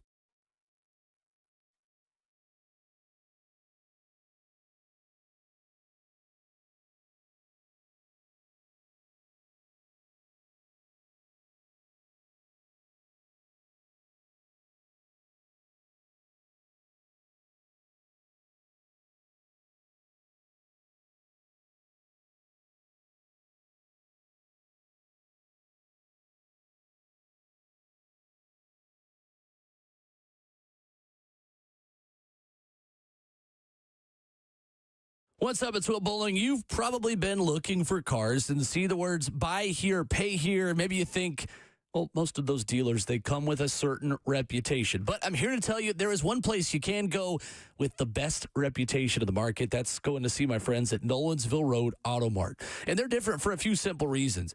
They have been doing business in Nashville for 61 years. And like me, they're Nashville natives. They only sell clean title cars under 12 grand. So if you're new to town and you're looking for that place to trust in the market, they have got you. Maybe you just need that first car for the new driver in your family, that 16-year-old. Don't want to break the budget, want something affordable, nice, safe, clean. Well, Nolensville Road Auto Mart, they have got you as well. 615-242-1279 is the number with just one location on Nolensville Road, close to Thompson Lane. They pride themselves in how efficient they are. They're going to get you in and out in an hour or less. And the best part, they're the oldest buy here, pay here in Nashville. They'll work with your financing if you got it as well. Flexibility, transparency, and honesty.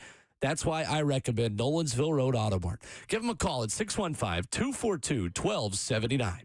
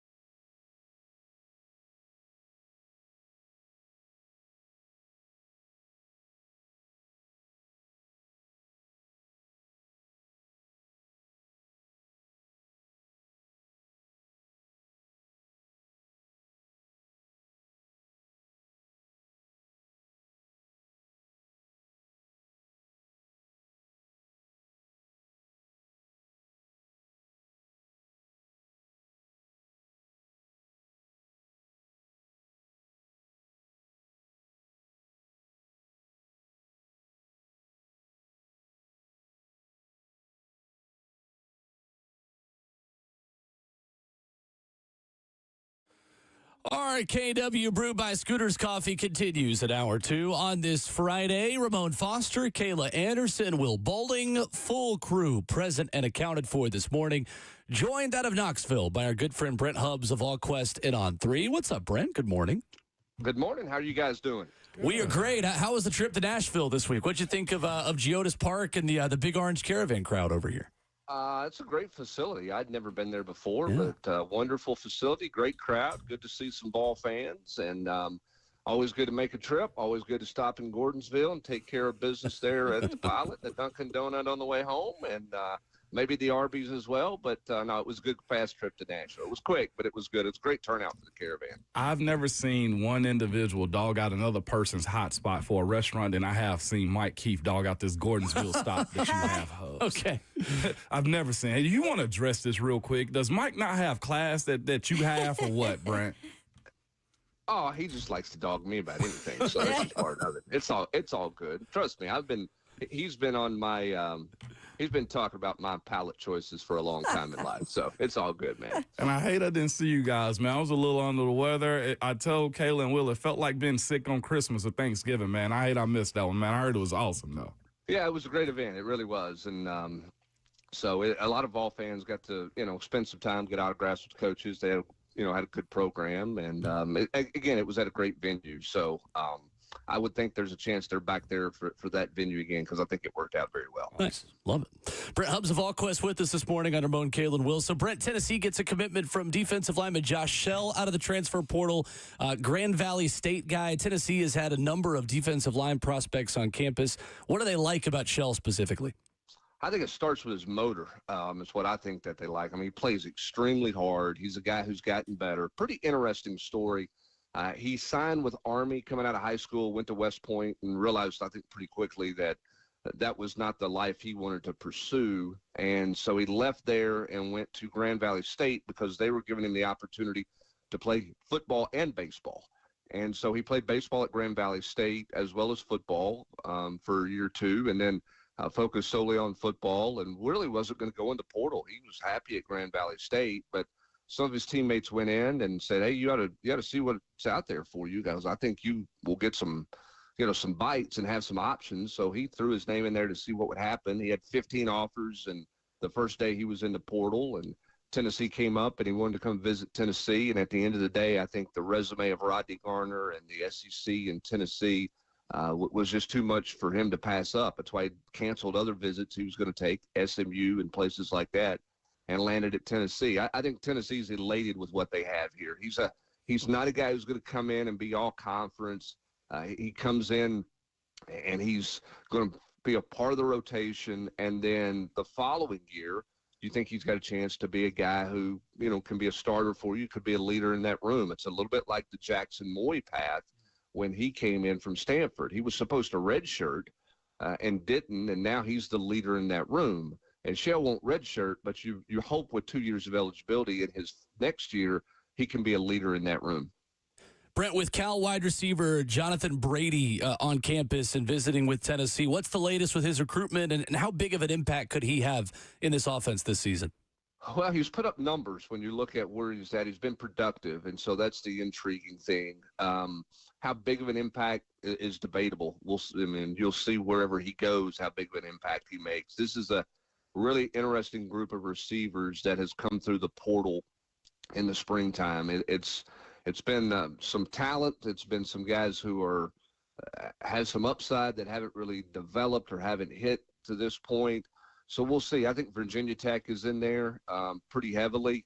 I think the agent with Brady is pretty heavily involved in this whole process. So it tells me that there's a real NIL factor with him, and it might be get to whoever has the most money. And what we're seeing in the spring portal is with rev share coming in July, there's a lot of new schools on the block that have money that did not have money previously or had a really small NIL budget.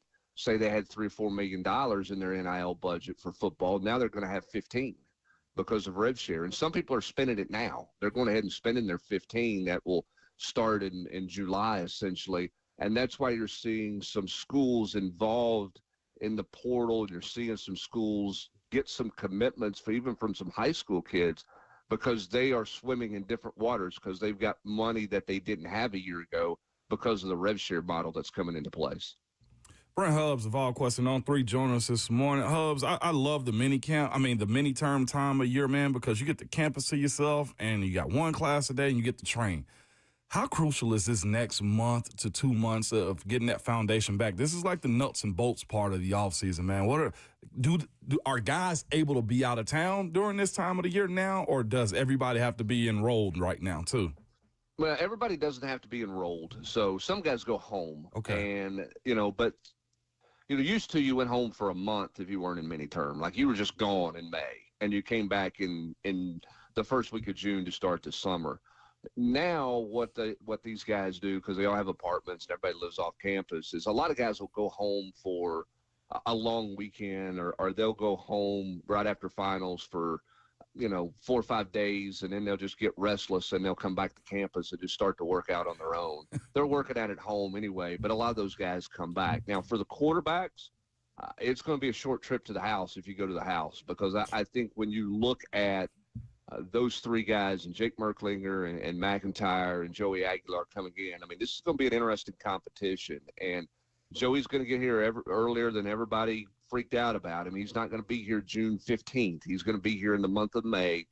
And so it's game on. And I thought Josh Heupel said this at the Caravan stop in Nashville pretty bluntly and pretty clearly for Josh Heupel, that the staff has a lot of work to do this summer to get guys ready. But there are a bunch of guys on this team, young guys, who need to understand and have to understand the work they have to put in this offseason, because it was made very clear to them in post-spring exit meetings, we're counting on you. Like, you're going to play. This is not a situation where, plan on redshirting. Like, you got to be up and running in August.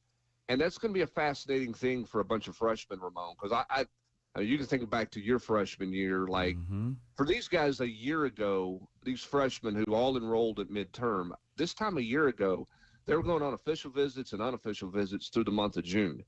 They were missing more workout time with their high school team than they were at workouts in June with their high school team, because they were on these caravan tours of seeing schools and figuring out where they wanted to go. Now you're coming back in to Tennessee. Even if you go home for a little bit, you're here at the end of the month to get going, and you have to go at a pace you've never gone at before. So these young guys, who we all liked in the spring game because they showed some highlights, man, they got to be extremely mature over the next 3 or 4 months to get themselves ready to play when you go to Atlanta and take on Syracuse, because these guys are going to be counted on. They may not all start, but you're going to play a bunch of these guys, special teams and in rotations at different positions. It's going to be a really important offseason for a bunch of youth on this football team. And that's why I want to head to right now, because I feel like for the first time in years, Hubs, and you can correct me if I'm wrong, but Tennessee has, to me, what is this? Historically been one of the, when they have this group, they're awesome. And it's the linebackers between Turrentine and Arion Carter. A-Train is what I heard he's being called, man. How important is it for those two guys up the middle to lead those young guys like a Jaden Perlotti and others that are, and the rest of that defense, considering what they have to make up on the offensive side of the ball? Well, I think leadership is paramount for this team, period. And for Arion Carter, you've got to find a way to lead when you're not doing things because you're still rehabbing and you're not at 100%. For Miles Kitzelman, you have to find a way to lead. And so you know what? You got to make and do your rehab time away at a different time than when your position group and when, the offensive guys are throwing or whatever, because you've got to be out there and be a face and be a part. So I think the leadership on this team has to really grow. You need more than just a couple of guys. You need some development of leaders this summer. I think the leadership of the quarterback spot is going to be interesting. I was hearing you guys talk earlier this morning and earlier this hour about the whole Will Levis and Cam Ward. Is it a competition? Is it not a competition? I think part of your play of that, if you're a coach, is you don't want, and I don't think Cam Ward's made this way at all, and I don't think Joey Aguilar's made this way at all. You don't want them riding in on a white horse in a big limo, getting out of the car, strutting out like I'm here. Hey, guys, the first pick's here. Here I am. All right, everybody, it's me. You want that guy to come in and win over the locker room and win his teammates. And how does he do that? Because he's got to go compete every day. So that's where coaches are doing. That's what Tennessee's doing with the quarterback situation here. Joey Aguilar, he's not doing a media tour. Like, he hasn't done an interview. He put out a graphic with a quote, and he's not done any other interview. He's going to show up, and he's just going to go to work because you have a short window of time to win your team over and to win your locker room over. And if you come in and you kind of try to big boy everybody because you're the, quote, chosen one, then you got problems. And so I think that's the key for the start of leadership with these quarterbacks for the offense is those guys got to stay in town, go to work, and the work starts to build your relationships in the locker room, not your voice and not what you say to those guys. It's how you go about your day every day. Brent Hubbs of VolQuest joining us this morning on RKW. So on the note of Joey Aguilar, and I know that Josh Heupel has talked a bit about him on this Big Orange Tour, and I know here specifically in Nashville recently. When it comes to Heupel and the way that maybe he tweaks things, can you see that being done for a guy like Joey Aguilar who has a little bit more of a rocket arm? Like, is there anything that will be different if indeed Aguilar wins this job? Well, I mean, I think they have tweaked some things that they can continue to use those tweaks in. So if they're going to use some of the pistol formation stuff that, was talked about some in the off season and in spring practice, Joey played in that stuff at App State. So he's comfortable in some of those things. So there's some natural carryover there. Here's the thing. And I've heard this from offensive coordinators that I've always dealt with. I mean, going back through 30 years, their common phrase is, we can win with all types of quarterbacks, tall ones, short ones, athletic ones, non-athletic ones, big arm guys, not so big arm guys. We can conform our system to their strengths. That's what offensive coordinators, and Josh Heupel has said that from day one that he got to Tennessee. And has always said, we've won with a variety of types of quarterbacks. So it's on the guy making $9 million to tweak his system, to pull things out that maybe they didn't run a year ago, or maybe they hadn't run in a couple of years, or to shelf some things that they ran last year because it doesn't fit what their quarterbacks do. That's their task. That's what he and Joey Halzle have to really dive into and figure out early this summer. And start to build this thing out. This is going to be a very busy summer for those guys because when you have a returning quarterback, hey, man, I'm not saying you go on vacation, but you can get out of the office earlier. But you're going to spend a lot of time right now with those quarterbacks on the board. What do you like? What do we do well? What works for you? Do you understand these concepts? There's going to be a ton of time spent this summer with quarterbacks that you weren't planning on back 6 weeks ago. I know I had this question for you. Maybe it was last week, Brent. Brent Hubbs joined us this morning on RKW. When it comes to the general manager conversation, though, we're being, I guess, we're talking about it more now because we're seeing more and more that, they've got to have more control or have somebody, at least a title that has control. And a lot of these teams are picking up or, giving people the titles of general manager. How far do you think Tennessee is out with maybe doing something like that? Or do they not go in that direction? Right now, they're not. I don't think they're going to go in that direction to the degree that people are thinking of when you talk about what Oklahoma did with Jim Nagy from the Senior Bowl, and Ron Rivera's at Cal, and Andrew Luck is at Stanford, and Lombardi is over at North Carolina, and those guys are making nearly $1 million to be a GM. I don't think Tennessee's there. Now, they're going to have some people and do some GM type things, and a little bit more of a collaboration type deal right now. But it was interesting. I asked Danny White specifically, along with Adam Sparks of the Sentinel. We were talking to Danny White off to the side Saturday, or not Saturday, in Nashville, whatever day I was there. We were talking to him. We were talking to him about it, and he said, it's something we're continuing to evaluate, and we continue to have discussions with Josh Heupel about. And things are changing on the athletic department side because now come July 1 with RevShare, the athletic department is involved in writing checks. And so that's different than what it's been with collectives writing checks. So maybe there's a little bit more involvement there. So we'll see what it grows into. Right now, I don't think that's the plan. Kirby Smart has come out and said at Georgia he's not doing one. He doesn't want one, doesn't need one. I think whether you need one or not depends on kind of the power strength of your head coach and how much he uses that strength and how much he is, I'm in charge, I make roster decisions, or does he need somebody to help him make those decisions? And then underneath that guy is all of your organization. I still say what I said last week. It is strictly about how organized you are and how well you communicate, because they better walk into the building this morning thinking roster management, not just for who was in town the last few days, but for what you're going to look at over the course of the next 6 months.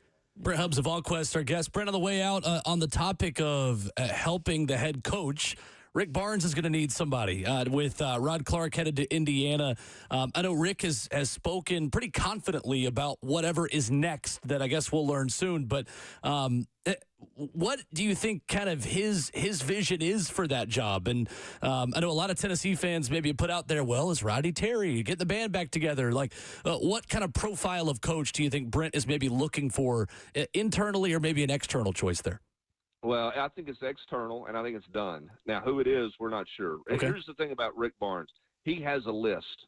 He always has a list. I mean, his searches are not searches. I mean, it's literally you pick up the phone and you call somebody when you have an opening and go, hey, you're at the top of the list. You want the job? And if not, then he goes to number 2. Like, he literally knows who he wants. And so it's done. It's getting finalized through HR, and we'll find out who the name is, because Rick Barnes is not interested in sharing it right now.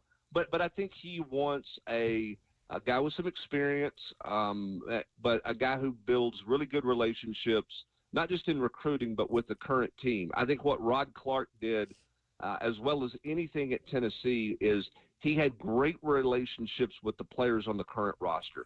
A little bit of a sounding board for those guys, a guy who could sort of help kids if they were struggling with the brashness and the hard coaching of Rick Barnes. He was really good with the relationships with players, and also a good recruiter. So I think the guy's going to have recruiting ability, but I think his ability to build relationships with young people is at the top of Rick Barnes's list right now. Not so much X's and O's, but more about relationships with players. Brent, isn't it funny, like in this world of college athletics where so many things are unknown and uncertain and unstable, you just got Rick Barnes just being himself. Like truly, and I know Tennessee fans, I think a lot of us don't take that for granted, because he is so consistent in the way he runs his program, and you can do that in basketball because it's different for the way you recruit mega athletes in football. But it's just funny to me, Brent, how he's just doing his thing, he's just plugging away, and he ain't changing for anybody. No, and here's the thing. I mean, the greatest luxury is for Danny White, because Danny White's got all these things he's working on and dealing with and managing, and all the changes in college athletics. He goes to the basketball arena to watch practice if he wants to as a fan. He goes to games as a fan. He never has to worry about anything. Like, if Rick's got a problem, then he'll come address it with him. Otherwise, hey, man, good luck. Have a safe road trip. Or, hey, I'll see you when I see you. Go do your thing. Love what you guys are doing.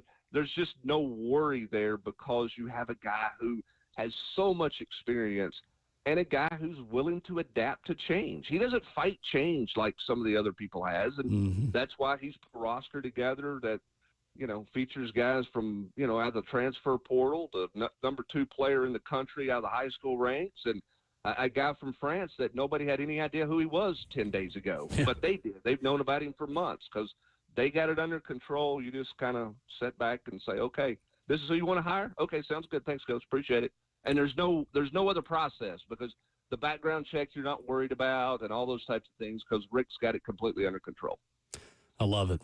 Brent Hubbs of VolQuest, always got things under control at VolQuest.com. Check out the War Room Fridays. Get a subscription for the Vol fan in your family as well. A must-have for Tennessee fans all around the state and beyond. We love catching up with Brent in Austin every single week.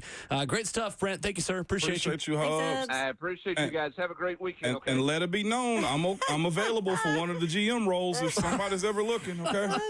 Ramon, you got too many jobs. Why do you keep wanting everybody's job? Hubbs, I'm trying. Do your job, Ramon. Your job. Trying to facilitate this private jet life, Hub. Come on, man. Mike K and Franklin going to be sending a text in 3, 2. Oh, goodness. See you soon, Hubs. See you guys. All right, Brent Hubbs with us this morning. All our visits with Brent are presented by our friends at Ascend Federal Credit Union, your financial partner for every stage of life. That's my guy. Got a lot of jobs. I mess with Hubs, man. He's hilarious. He I is. love that guy. He's The best. quirky as ever. World of knowledge, too. Coming up, a source to Pro Football Talk and Mike Florio with new pre-draft nuggets on Shedeur Sanders. That's next.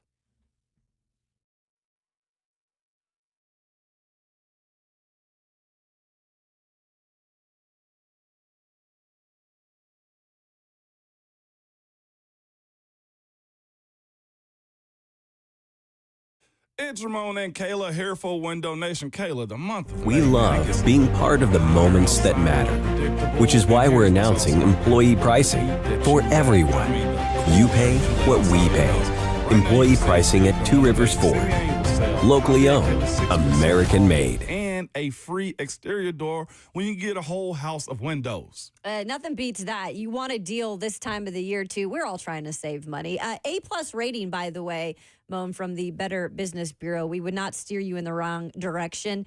And over 45,000 five-star reviews, 50-point inspection every time the window actually leaves the factory. And then you got a 20-point inspection of every window when it's installed. So it's going to be done the right way the first time. So hurry. You do not want this sale to pass you by. You can schedule that free fast estimate now with the Window Nation pros at 866-90Nation or go online to windownation.com.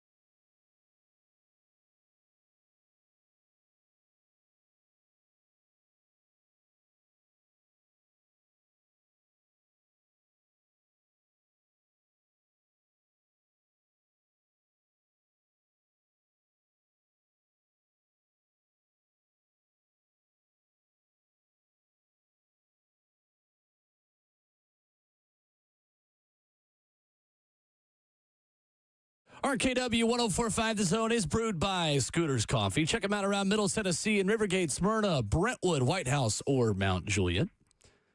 Wrapping up the first half of the program, Ramon Foster, Kayla Anderson, and Will Bowling. A general manager talks to Mike Florio at ProFootballTalk.com with new intel on Shedeur Sanders.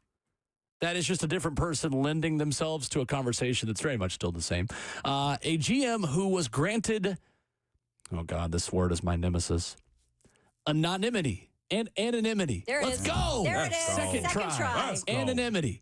Oh, I got it that time. Clean. I can say Oluwafemi Oladejo really easily, but I can't say that rolls off the tongue. anonymity. Got it third time. Let's go. Regarding the sensitivity of the subject, a GM says Shedeur Sanders treated the pre-draft process as if he was being recruited, not interviewed. From everything we've heard and read, both on the record and just from people I think that all of us have talked to, that seems to be the perfect way to sum it up, isn't it, with Shedeur Sanders? It does, man. He missed the mark on that one. I think legitimately, like, that probably was his big. It wasn't a play, I don't think, because you can see guys be at bad programs all the time. Tyler Shuck was, I mean, everybody's had their issues when it comes to how their college careers went with their said teams, right? You can understand their surrounding parts. Shedeur's seem to have been the interview process. I've seen him as of late go on the community service tour. That's what should have been his MO going into this pre-draft. Look, I'm a model citizen, sir.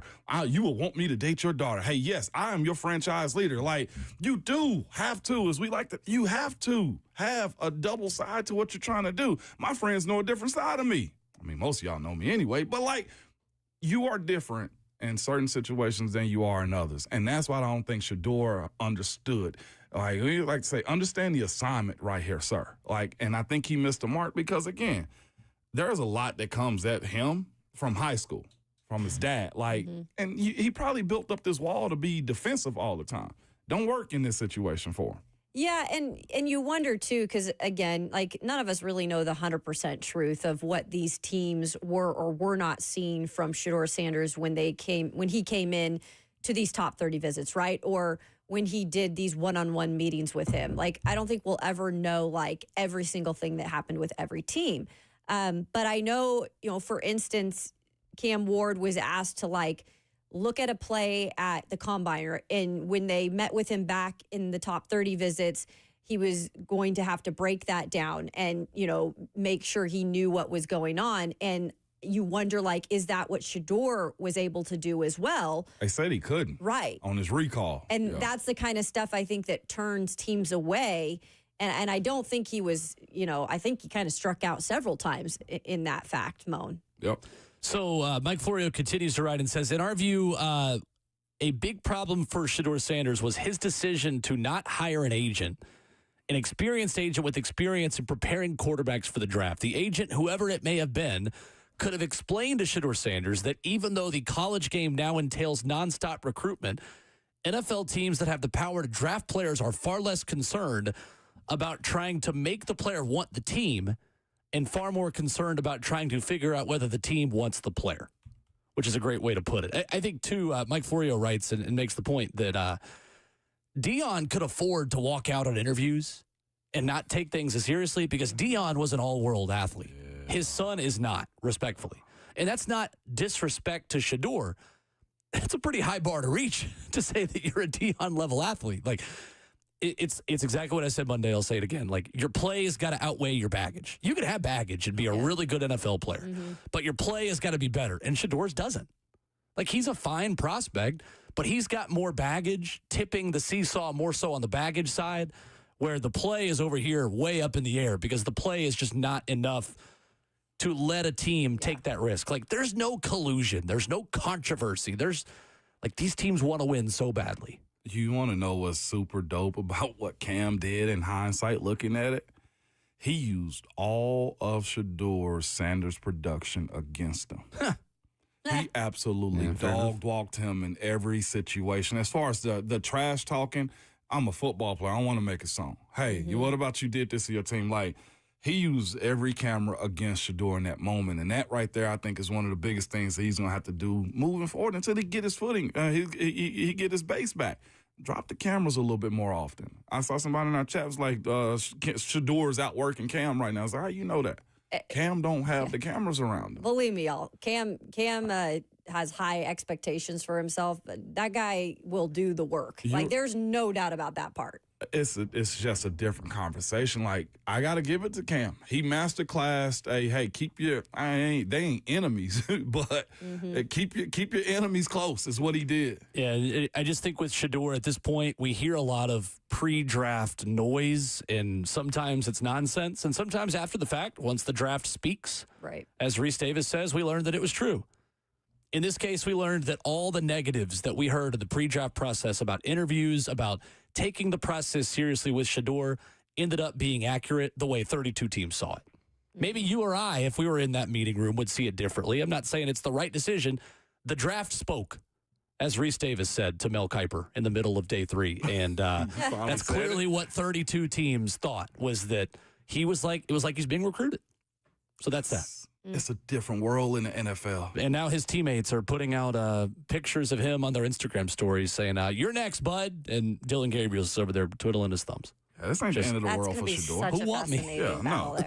It's not the end of the world for him. It's the end of the world for us, though, because it's all you're going to hear about in NFL coverage on ESPN. So, again, 104.5 The Zone TV, live and local every weekday from 6 a.m. to 6 p.m. Good for us for local business here in Nashville. 615-737-1045. I thought Brian Callahan had one really interesting comment yesterday to the media about one key difference in this draft process that he has never had happen before in working with Mike Bergonzi for the first time. And we'll talk about that next.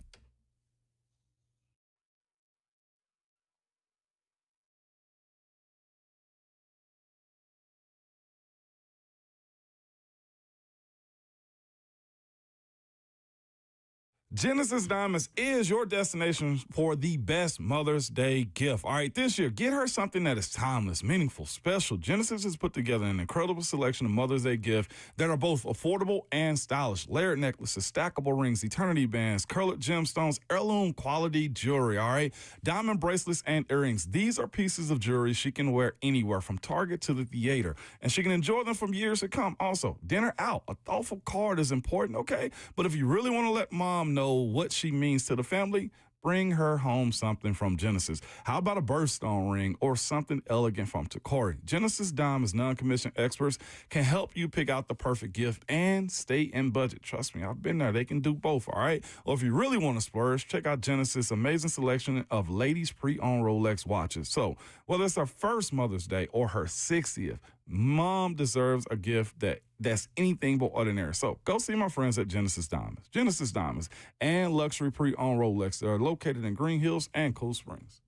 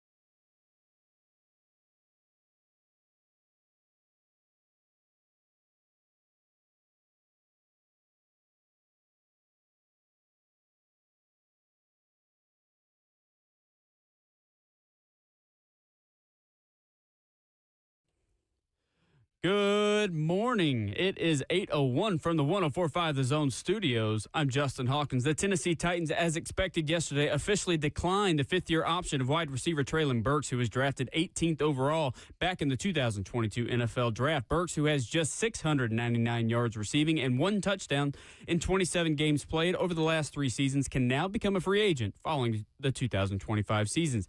New draft picks means new numbers for the Tennessee Titans' 9 rookies. Quarterback Cam Ward is going with number 1, of course. Warren Moon gave him permission for that one. Alec Ayumana is going with number 5. Chimere Dike, number 17. Kevin Winston Jr. with 23. Marcus Harris with 26. Khalil Mullings going with 28. Olafemi Oladejo is going with 53. Jackson Slater with 64. And it'll be 84 for Gunnar Helm. Of course, you can get all of the best analysis of the Titans' 2025 NFL Draft class and free agent signings tonight for the Install Live with Greg Cosell, hosted by Buck Rising at the Analog at Hutton Hotel. Don't forget, special guest Tennessee Titans head coach Brian Callahan will be there, and he'll be taking some of your questions as well. I cannot believe there are still tickets remaining, so go to 1045thezone.com to get your tickets now while you still can. And please, get in on the fun. For all your foundation repair and waterproofing needs, you have to go to ussTN.com. Breaking news at once on your home for the Titans involves this. It's 1045 The Zone.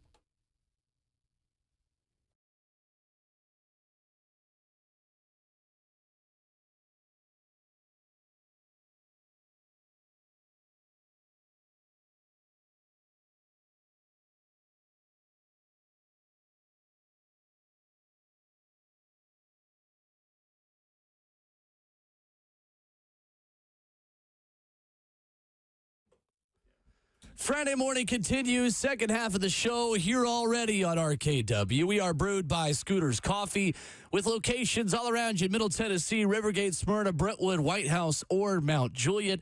Make sure you get that Scooters Coffee mobile app today to save a couple bucks off your first mobile order. Crew is all here. Ramon Foster, Kayla Anderson, and Will Bowling. Justin Hawkins is our producer for 2 more hours on this Friday. Woo. Feels like a Friday outside, too. Looks beautiful. Feels like rain's coming. Is it raining? So we'll see. Yesterday, Brian Callahan, talking with the media, had a lot to say, and I thought this was interesting, guys. The difference between working with a Mike Borgonzi-led draft and maybe past people that he has worked with, not just Rand Carthon, but multiple stops in the NFL, talking about the communication between his staff and the new general manager. The communication between Mike and his staff with the coaching staff was really seamless. I think we all see football players and football very similarly. We had really great dialogue. I thought one of the things that Mike did in the process that was unique, I had not done it that way before, is he sort of brought the coaches in an earlier part in the process so they could have conversations. He was open with the board. There's lots of different ways to do it.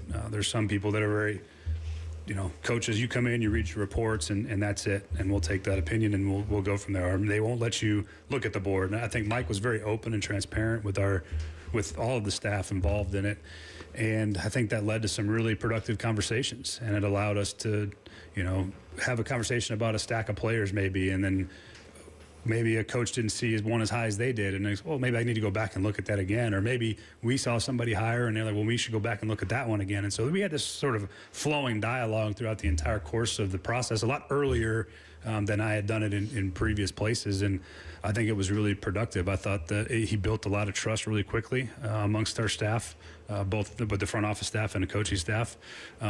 It's very thorough, very detailed, always had a reason. And I think that process worked out really well. I was pleased with the actual process of it. And again, we'll see how the picks work out for us at the end of the day. But everything else was really, really good. I was happy with how that worked. So Brian Callahan and his staff available to see the draft board earlier on in the process than past stops. Ramon, you looked surprised at something in that sentence. Because I wonder what's the success rate for coaches or organizations that do that. Because, again, I know coaches are just hired help for a lot of teams and stuff, but, I'm the one coaching these dudes. I need to have a say-so on what I think my type is and what the type we need for this offense. There's a lot that goes into those type of decisions. So that's kind of wild to hear that's – I don't know if it was Tennessee, but the fact that some coaches, some front offices don't allow everybody to have an input. Yeah. when you're a player and this is a part of the team, like what you say and like that matters. Because if you bring a guy in that doesn't fit your room, coach, he ain't one of us. Like you can get that guy removed. And if that sucks for the coaches got to deal with that. And I'm glad to hear Borgans and his staff make it a collective because you're in this together. Hey, if somebody go down, the whole ship is sinking in a sense, you know? So it's kind of foolish to not have others be involved in it that are actually day-to-day with the players. Yeah, and like you said, you're surprised about that. And, you know, you've played in the league for 11 years and you've been around organizations. But that's, I mean, you hear different things all the time. And I don't know what details have happened in the past with GMs and the staffs. But this is clearly something that Callahan was, not surprised, but said it had been a little bit different of a process. I like it. And I really do say, and I'm going to stick with this right now, Mike Borgonzi has done everything, he said he's going to do. I feel like he's transparent. I feel like he has really good communication, like Brian Callahan said, with everybody. And it's not just Brian Callahan. I think that you're incorporating this whole staff because let's remember again, this whole staff was hired, not by Mike Borgonzi and company. It was pretty much a collaboration of Brian Callahan, Brinker, and Rand Carthon. Yeah. But I think that he also understands this staff has got to help develop these players that we draft. And that's the biggest thing, the biggest message they put out in this year after the draft was we have to develop. This is like a class we're putting together that we are going to build on. But these coaches, the head coach, they have to help develop them. So why not incorporate them a little bit in the process? Yeah. Makes sense. It does, and good on Borgonzi too, because again, you can't make a wholesale change like that overnight. Yeah. It's good that he went in basically with his palms up, like let me guys help you as much as I possibly can. It again, it's all good, and I'm glad Callahan has said this in the end of it too. But you got to see these guys work on the field. Exactly. All of these processes are cool. Maybe the team that don't allow the coaches to see the board is Kansas City. Who knows? We don't know, you know what I'm saying? Like who knows? What if it was Bill Belichick and he was winning Super Bowl after Super Bowl? Like it has to work for the building. However you deem you want your franchise to be ran. But it was for me as a player, and that's why my side is a little bit different from coaches that live that life. And I've heard coaches say that before too, even when it comes down to their contract negotiations. If you did a good enough job that you were serviceable, you don't get an opportunity to negotiate. They slide you a piece of paper across the table and say, hey, here's what you're presented with. The assistant coaches, that is. And maybe it's one of them situations too, you don't want too many cooks in the kitchen. So there's probably a method behind the madness. I just, commend Mike Borgonzi on trying to establish a different type of culture that it doesn't seem like this franchise has had in a while. Well, and it does sound like they're practicing what they preach. Yeah, and Chad Brinker said Monday that you can never have too many smart people. Yeah. It's one thing to say that, and then another to actually practice that out. Kind of like when they said under the previous regime, we want players who love football, and then they signed Andre Dillard and Vic Beasley. Right. Yeah. Like, those guys love ball? Not really. Their actions say otherwise. So, so far, it does seem like they really are practicing what they preach in a lot of these things. I think, too, pertaining to two important positions on this team, having Bill Callahan involved in picking the O-line and setting the O-line draft board is meaningful to me, and Frank Bush at linebacker. And it gives me a little bit more comfort in the decisions they have to make and the development of guys at the linebacker position to say, like, all right, if Frank Bush doesn't want to coach X, Y, or Z guys or does, I trust his opinion on that because Frank Bush, as Coach Mack has said many times, it's almost the linebacker equivalent of what Bill Callahan is to the O-line position. He's one of the best. He's an OG within that. Yeah, and that's why I think that's my position I don't feel the best about right now because there are so many young, unproven linebackers in that room, minus Justin Otten, who is obviously, has the experience, but you need more than that and you need depth. But, everything points to they haven't made a lot of moves right now there. So maybe they do feel like, Frank Bush can indeed do that. And last year, I think it was hard for Frank Bush to really do that because you had the injuries with Cedric Gray. And then you had the in and out of all these other linebackers throughout the season. It was just a very weird thing. Oh, and Gibby, Jack Gibbons getting hurt. And that's the part of it to me, Kayla, where I say as it pertains to like the linebacker group and the same way we felt about the old line and trying to figure out if Callahan can fix the quarterback situations too.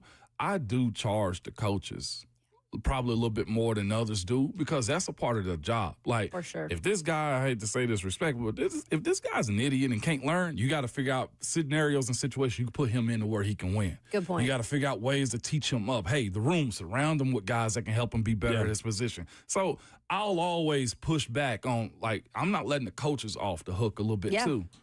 Because every team has day 3 and undrafted guys who become contributors. I mean, you were one for 11 years. Yeah. And in part because of the people you had around you, too. I mean, having Mike Munchak, having the Pounceys, having, like... Willie Colon, Max Starks. I'm not taking anything away from you, obviously, for going and doing the work. But also, like, you surround unproven players with the right mentors, with the right people. And, like, maybe that guy is Otis Reese. Yeah. Like, I mean, good NFL football teams find value in guys that are not getting paid top dollar. Correct.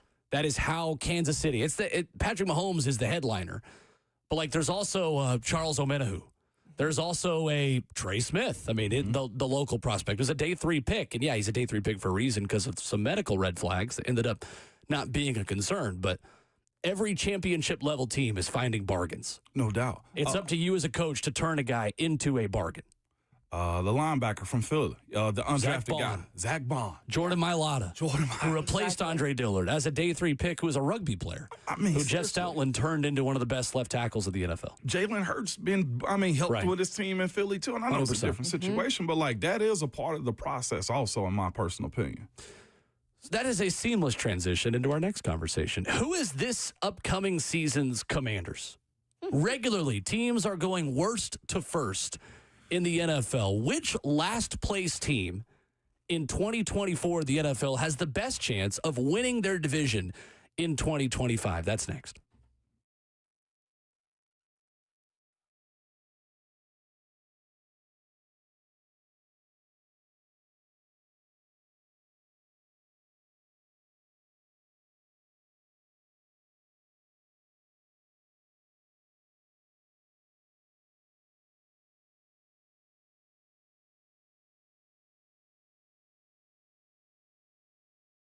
Did you know that up to 50% of the air you breathe in your home comes from your crawl space? Have you ever looked in your crawl space? I get it. Most of us don't even want to know what's down there.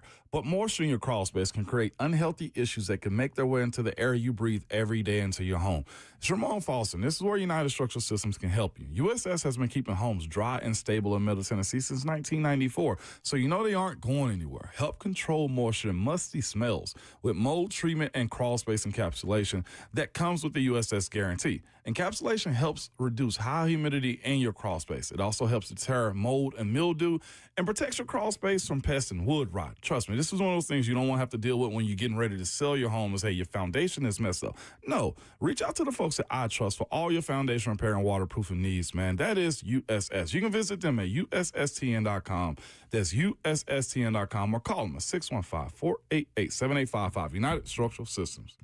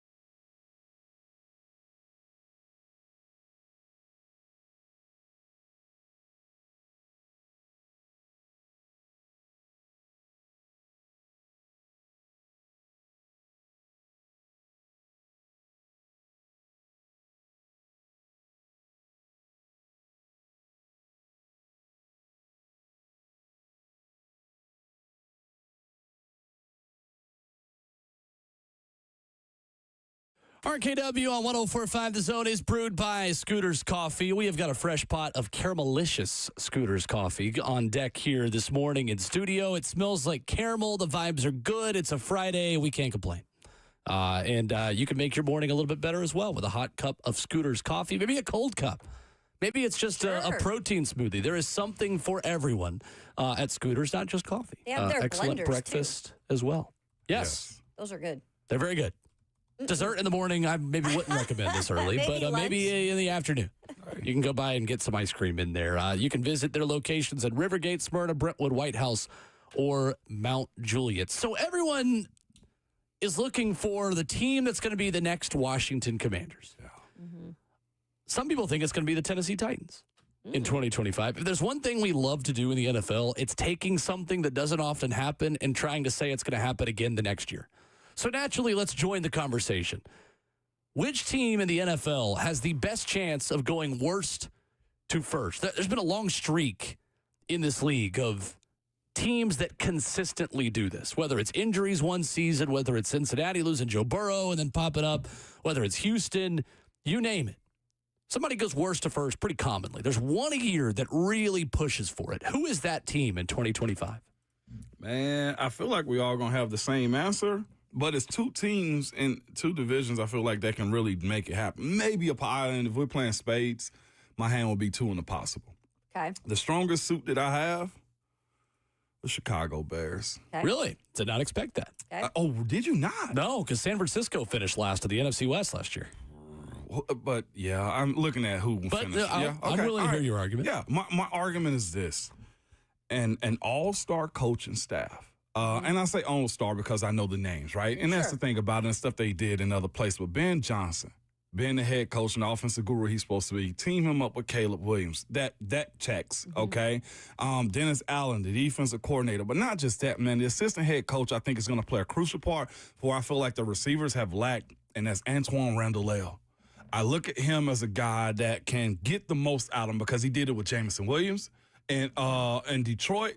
And then not just that, but they got a guy that can relate to him at quarterback, and it's J.T. Barrett is the quarterback coach in Chicago. I didn't even realize he was in the coaching world like that. And then you add to the fact the experience that they have in other different places. Eric Bieniemy, he may not get the head coaching job, but his ability to be an offensive wizard, if true, with what he did in Kansas City, says a lot. Again, I say this often, and I think a lot of people was championing Eric Bieniemy to be a head coach. Sometimes people are just better off just being your general. Sure. You know what I'm saying? Like, it's okay to be the lieutenant or the captain, whichever one is the highest ranking. I should have paid more attention than JRTC. For Steve Spagnuolo on defense for Kansas City. Like, legitimately, like, it's okay sometimes to be right in the passenger seat. For sure. But then you look at the moves that they made, and it almost just like, who? Why didn't y'all stop this?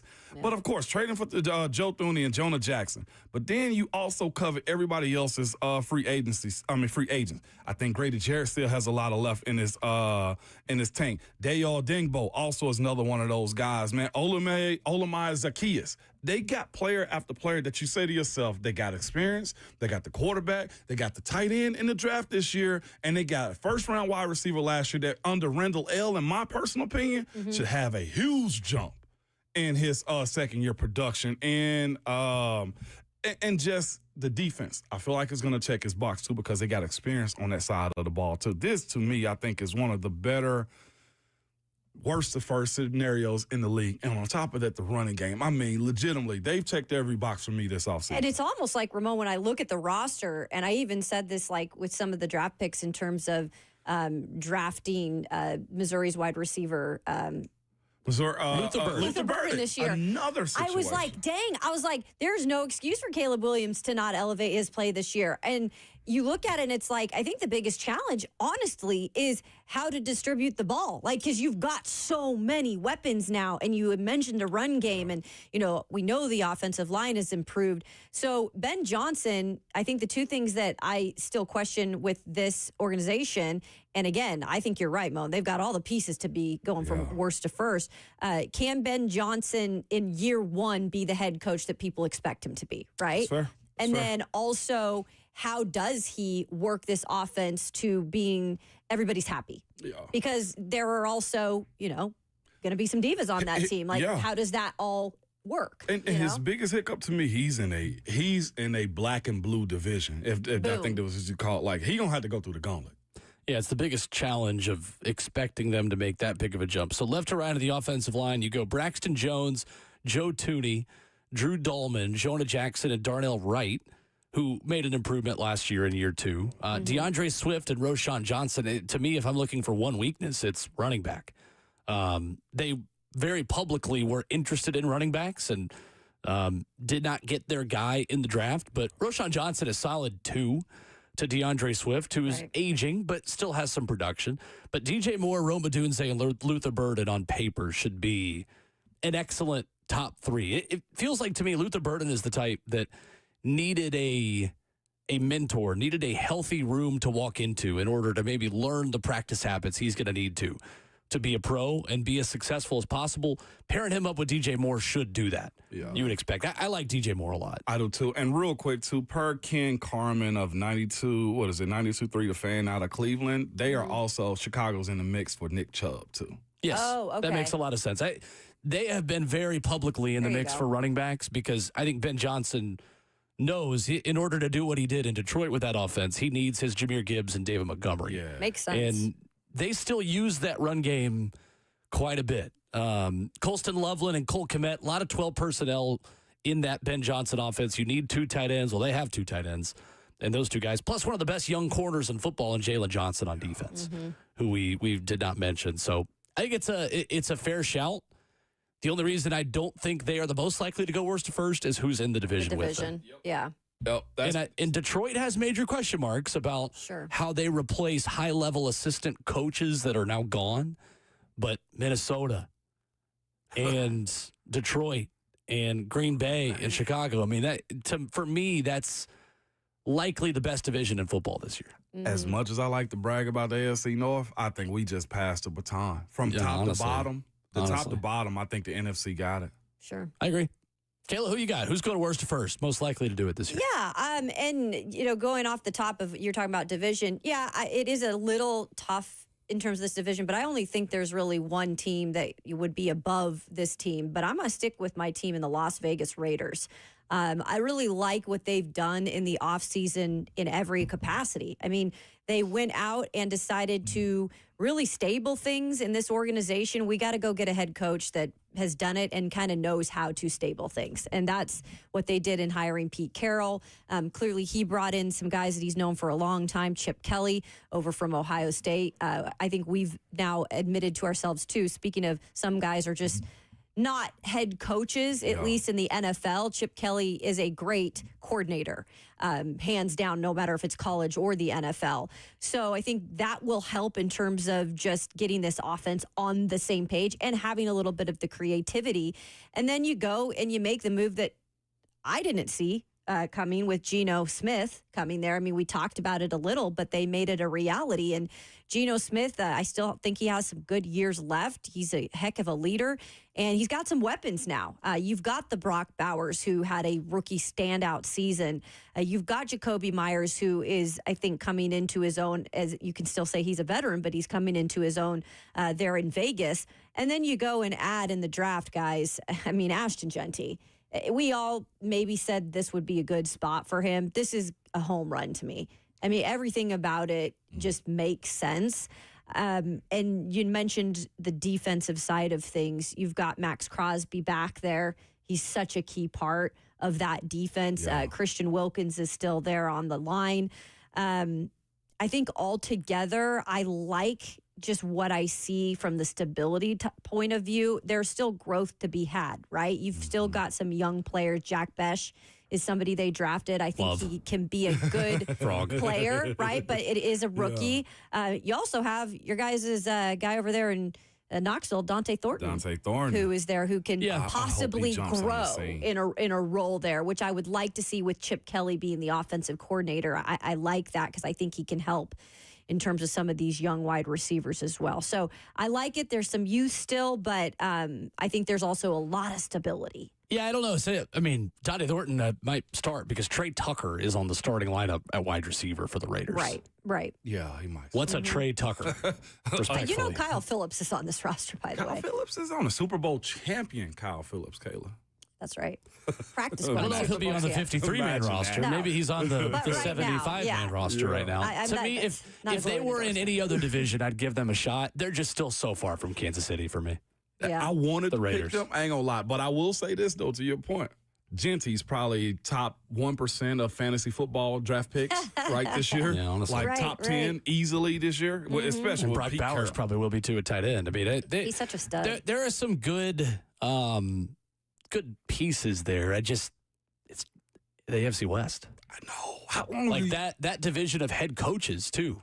No, for real. But Pete's done it at And the highest quarterbacks. level. He has. Yeah, but right He has. away, like they need time to build that thing up, and I don't see them being that team this year. Kind of the way the Rams built up themselves to beat Seattle. Like, Pete's got to do the opposite now. Pete's got to build up that team to go Right. challenge directly Kansas City. If you can do that, considering, because at that Because point, Denver's no slouch either. I mean, No. the Broncos and Bo Nix No. were a playoff team last it's like year. a Cold War for them over there in the AFC West. I mean, you've got Sean Payton, Harbaugh, Pete Carroll, and Andy Reid all in the same division. Like, What's crazy? AFC West is crazy too. They got a crazy running back stable in the AFC West. Maybe Yeah, they except do. Kansas City. And O'Marion Hampton added That's to why- it as well in That's why it's LA. not as easy as everyone thinks of just going from worst to first. Like, Somebody always does it. It's good to play the game. And it's going to be It San is. Francisco this year. You got San It's going to be San Francisco. I mean, on that's paper, hard to like, think they were last too. Like, yeah, that's what I'm saying. Like, the injuries piled up for them a season ago. If they stay healthy, I mean, like, Trent Williams, Christian McCaffrey, Brandon Ayuk are still there. Deebo Samuel is gone. Brock Purdy, I mean, their window has started to close quickly in San Francisco. And while Brock Purdy's cap number still is what it is, I mean, I think they're the runaway choice to go worst to first. I got a hot take. Okay. Right quick. Let's see how hot it is. It wouldn't shock me, and I'm going to say this is probably going to happen tomorrow. It wouldn't shock me if they decided to move on from Brock Purdy. this year? Just because. Yeah, go ahead. Like, you look at what he's been to the top, and they had the team to try to build it up again. Like, I look at certain players and be like, we've tapped out. Yeah. We've tapped out. I don't know if you feel what I'm So, like? well, here's where I'm at with that, though. Like, I feel like they're, at worst, just going to Kirk Cousins him because the team has all the leverage to just put him on a franchise tag a couple of times. Like, Brock Purdy has got to prove that he can elevate some lesser-known commodities before he gets the big extension. Like, I don't know if I would give him that this year. Like, just do what Washington did with Kirk. Facts. Do what Minnesota has done with Kirk. Like, to me, Brock Purdy could be the new Kirk Cousins in that he is good enough to win you a Super Bowl, but everything around him has got to be pretty good at the same time.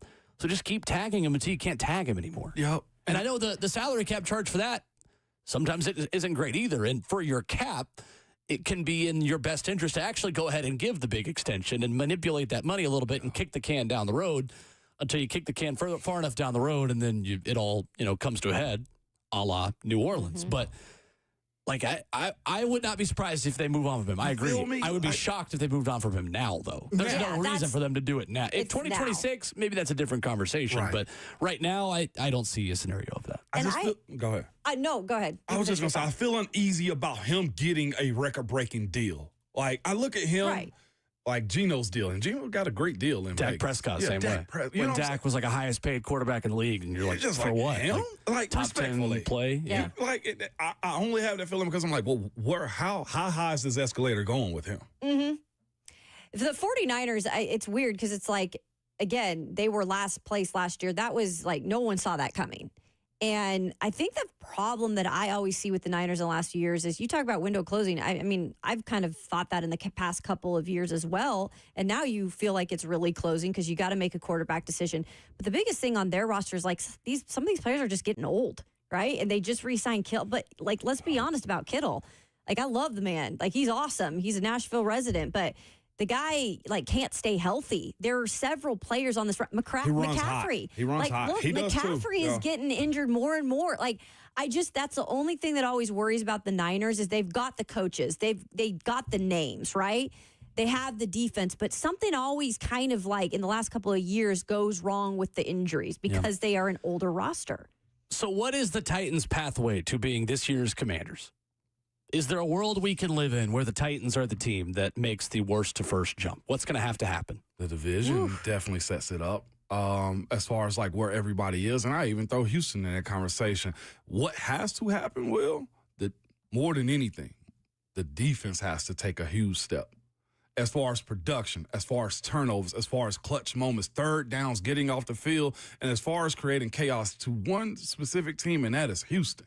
If you do Houston dirty, like you got the division, you get those, well, you split one, and you do what you're supposed to do against the other ones. I think this falls this year specifically because there's a lot weighing on Cam Ward to me. But if that defense can find their edge rusher, if they can find the ability to drop in coverage and stop that down the seam that Houston likes to do from time to time, whether they're playing cover two or whether they're able to man somebody up on a tight end or a slot receiver.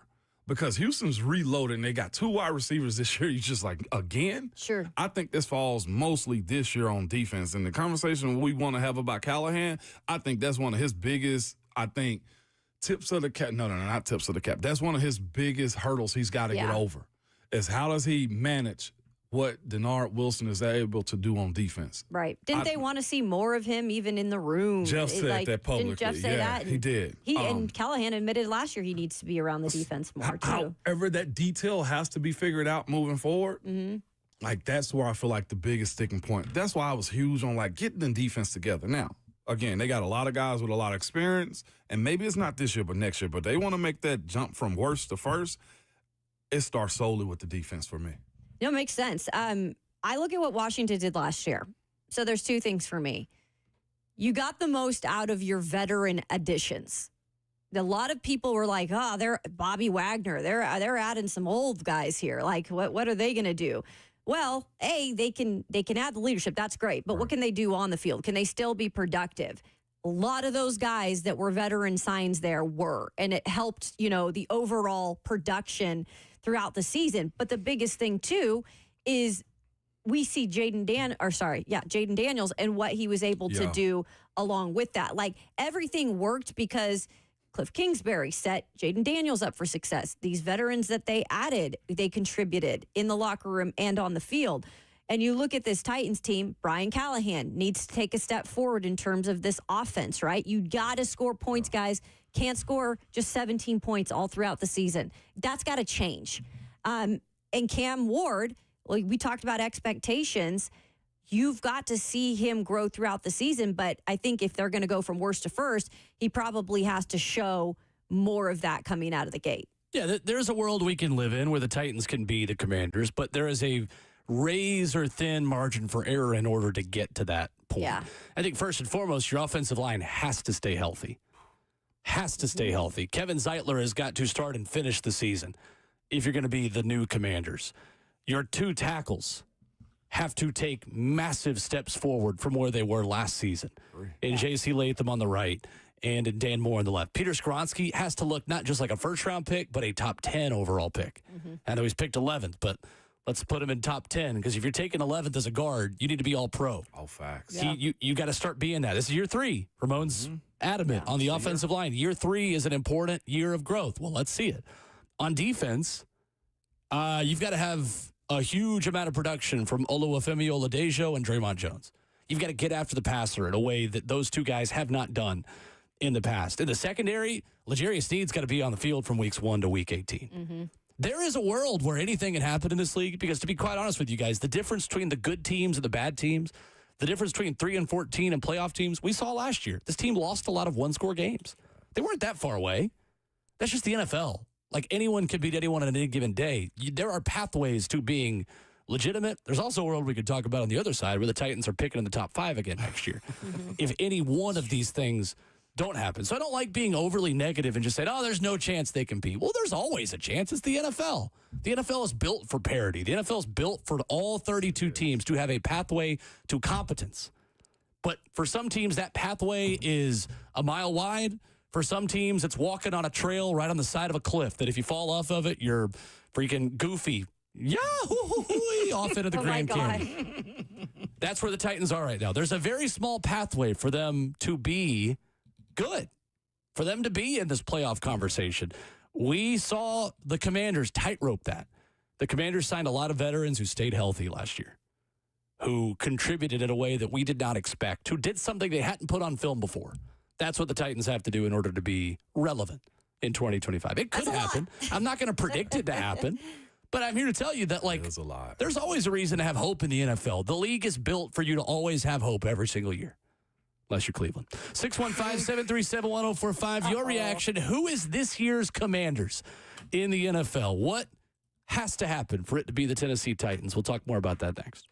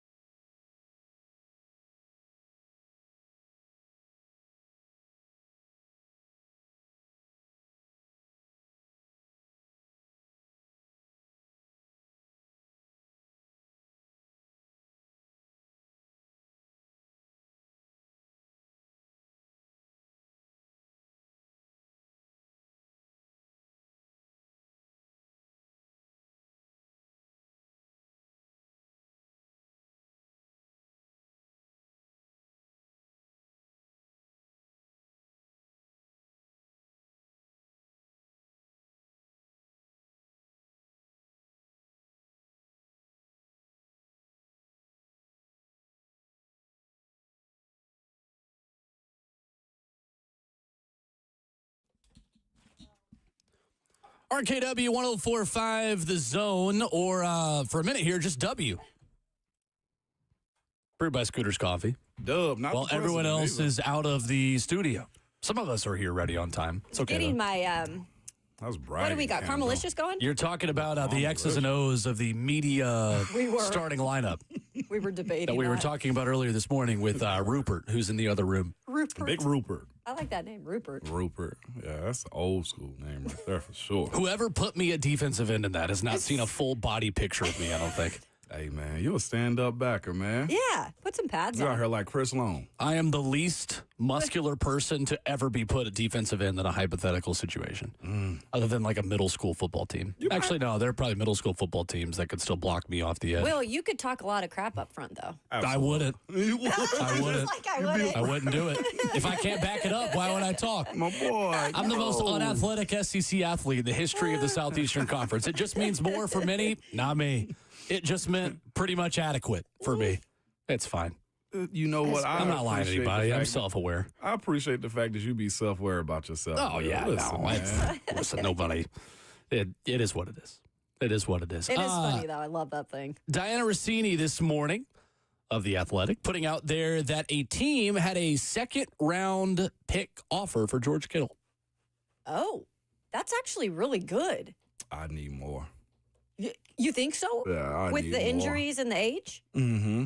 Just especially if it's a contender. I'm not going to help Yeah. you win a Super Bowl. Now, it depends on where it's coming from. If it come from Tampa, probably a little bit different conversation. You know what I'm saying? Or New Orleans, probably a little bit different conversation. Sure. But So if it's- maybe it did come from a contender. Probably Washington. Yeah. If it, Oh, yeah, Washington. you ain't Considering getting it. Adam Peters Yeah. and his connection with San Francisco, the fact they already got Yep. Debo. I'd be like, nope, you're not getting him. I get that. Yeah, definitely. 31 years old, Kittle. He'll be 32 in October. Yeah, I'm going to need a little bit more. Give me a 2 and a 3, potentially in this year. Because that puts San Francisco back in a rebuild. I think keeping Kittle there keeps them competitive more than anything because of the name. And I know the injuries play a part in it.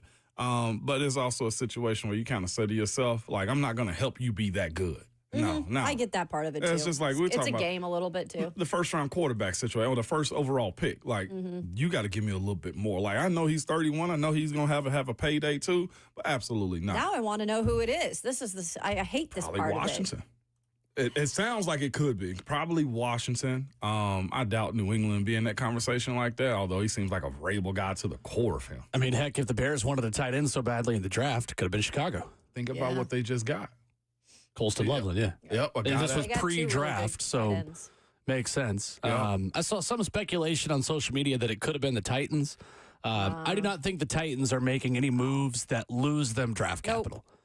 It's one thing to make a trade for a veteran player. It's not that part of it as much as it is the price of said veteran player. I think the old Titans regime might have done a deal like that. Yep. Yeah. I don't think this new draft and develop mentality from Chad Brinker and Mike Bergonzi is giving up day 2 draft capital for a 31-year-old player. I think also the ads they did make in free agency, and I know they went a little off script with getting the cornerback Kevin Winston with the Safety? injury thing. Yeah, Yeah, but safety. they've been really solid in terms of adding the free agents this year and most of the draft class guys. They haven't had a ton of injury. Yeah.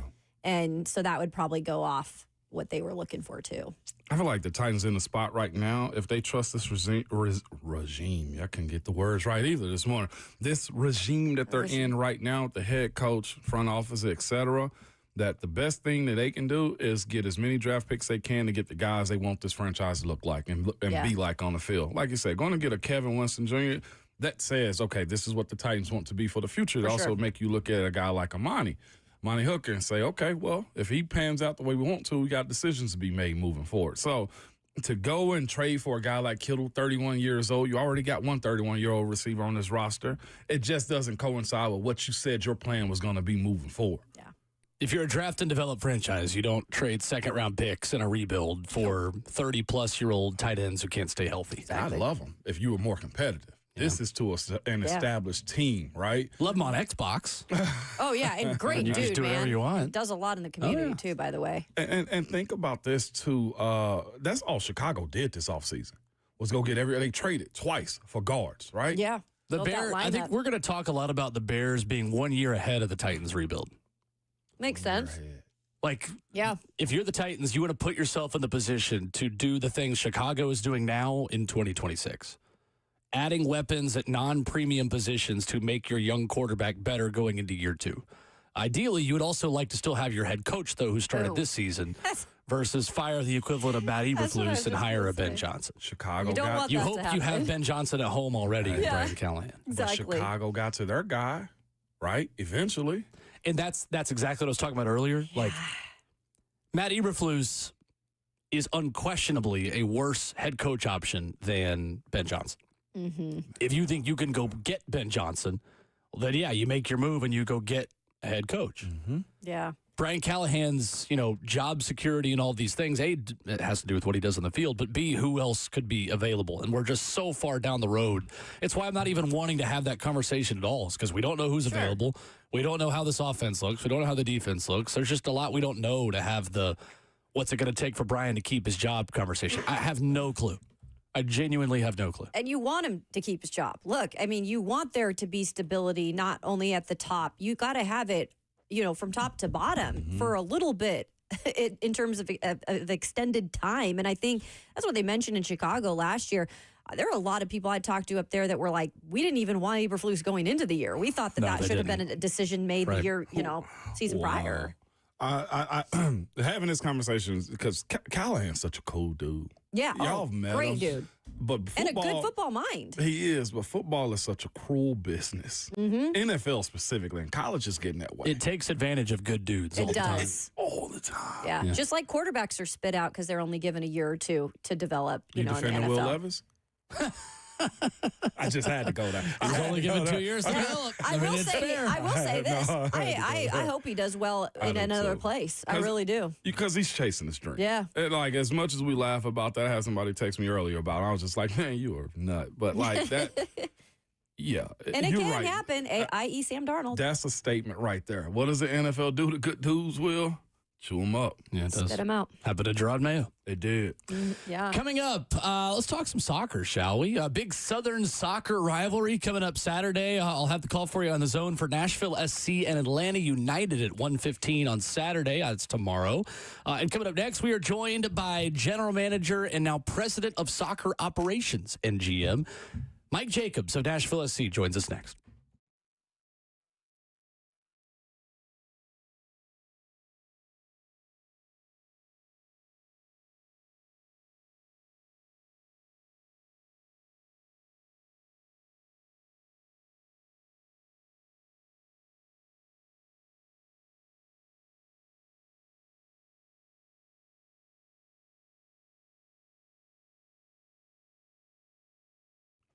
It's Ramon Foster for Two Rivers Ford, man, and I've got a huge announcement for you from Two Rivers Ford. Just in, Two Rivers Ford is now offering employee pricing for everyone. That means you pay what they pay on almost every new Ford on the lot. And at Two Rivers Ford, what you see is always what you get. They don't do things like add expensive accessories or tack on service packages to increase the price of the vehicles. No, Two Rivers Ford is upfront and honest every single time, and now they're offering you employee pricing. There's no better time to buy American. There's no better dealership than Two Rivers Ford. Locally owned and operated for over 40 years.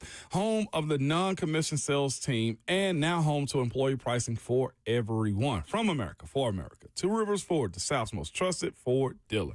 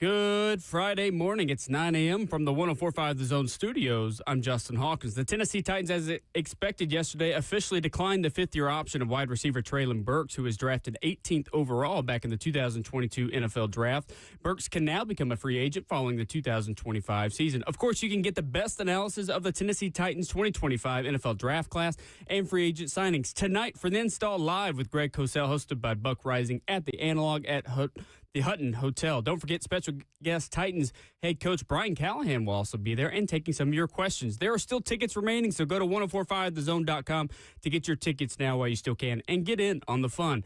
And Nashville SC hits the road down south to face the Atlanta United tomorrow afternoon with first kick at 1:45 p.m. Nashville at 5-1-4 sit sixth in the East and are looking for their second straight win. President of Soccer Operations and General Manager Mike Jacob will join us in just a couple minutes talking the boys in gold. For all your foundation repair and waterproofing needs, you've got to go to USSTN.com. Breaking news at once on your home for the Titans and Vols. This is 104.5 The Zone.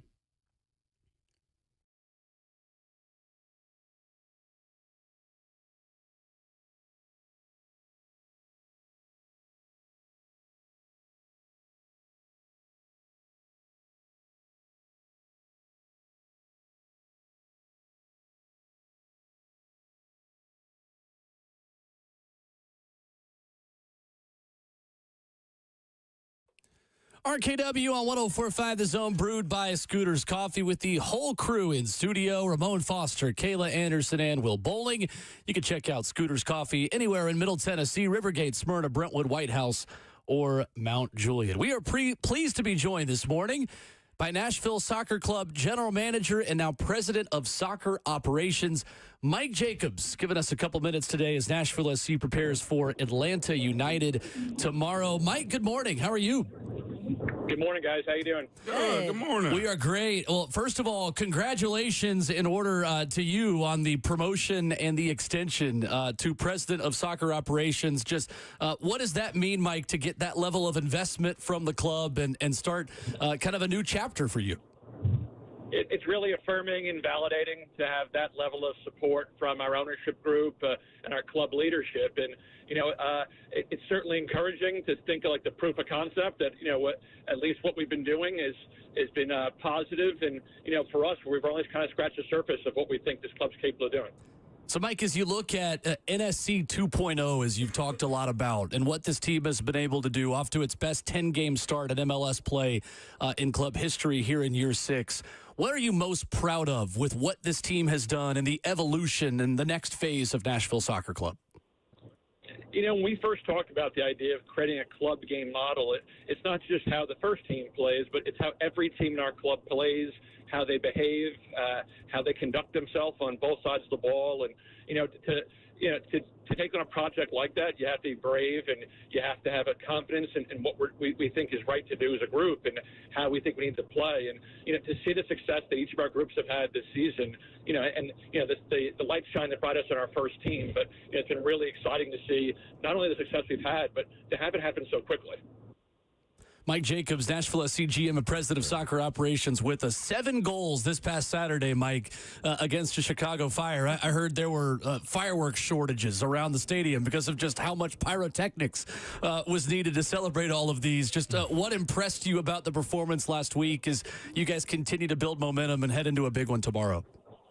What was so great about this group was their ability to kind of keep their foot on the floor and the pedal and, really kind of keep their foot in the throat of Chicago. And, so many times, scores can teeter back and forth with momentum. And, for our guys to kind of smell blood in the water and really kind of keep going, I mean, it never really let up. I was really encouraged to kind of see the intent our guys had. And, I think it shows a glimpse of what this group's capable of doing. President of Soccer Operation Mike Jacobs with us this morning. Mike, I don't know if you understood I was asking questions next, but you used a lot of American football terms right there. Yeah. Foot on his throat, blood in the water, man. Are you sure you're in the right sports lane?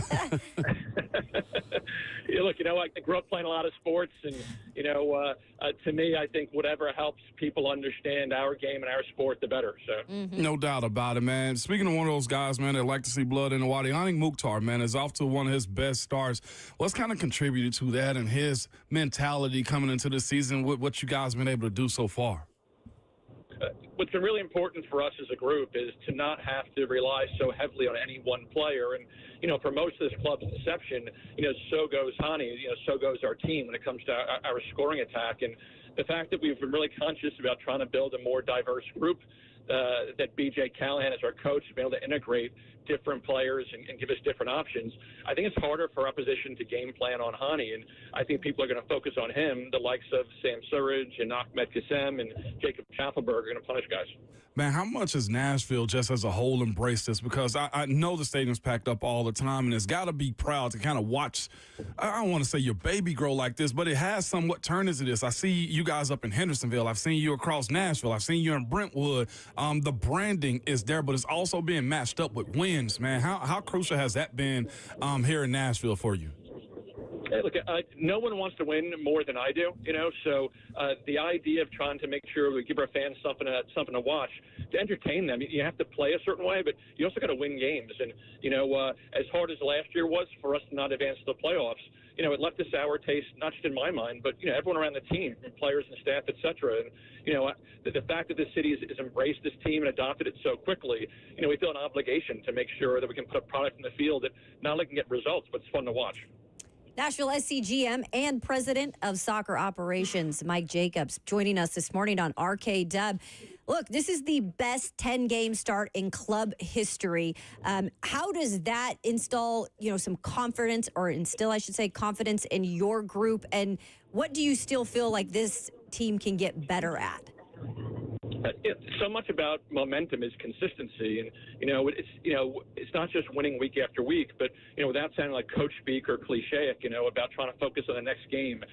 I think too often when things don't go well, people focus on what went wrong in the past, and then you get distracted. I think when you think too far ahead, you can get distracted as well. And this group's done a really good job, and truly, I can't think of enough plaudits to describe the work that BJ Callahan is doing with the players. They're so single-minded and focused in their approach to the next opponent that, we keep collecting points because, the next game is always the biggest. And again, I hate to talk like in cliches, but I think it's been successful for our group to be able to kind of stay in the moment and stay present. And the next one is a big one in terms of this match coming up with Atlanta. Everybody has rivalries. Describe why this rivalry is, so in terms of what you guys look at on top of it. So often when we think about rivalries, you have, some facets that kind of have to happen. And I think, proximity has a lot to do with it sometimes. How close two cities are. And Atlanta is the closest franchise to us in MLS. But, you also have sometimes, have to have something happen in big games, and whether it's a big moment from one team as far as a win, it could be a fight or something that happens in a game.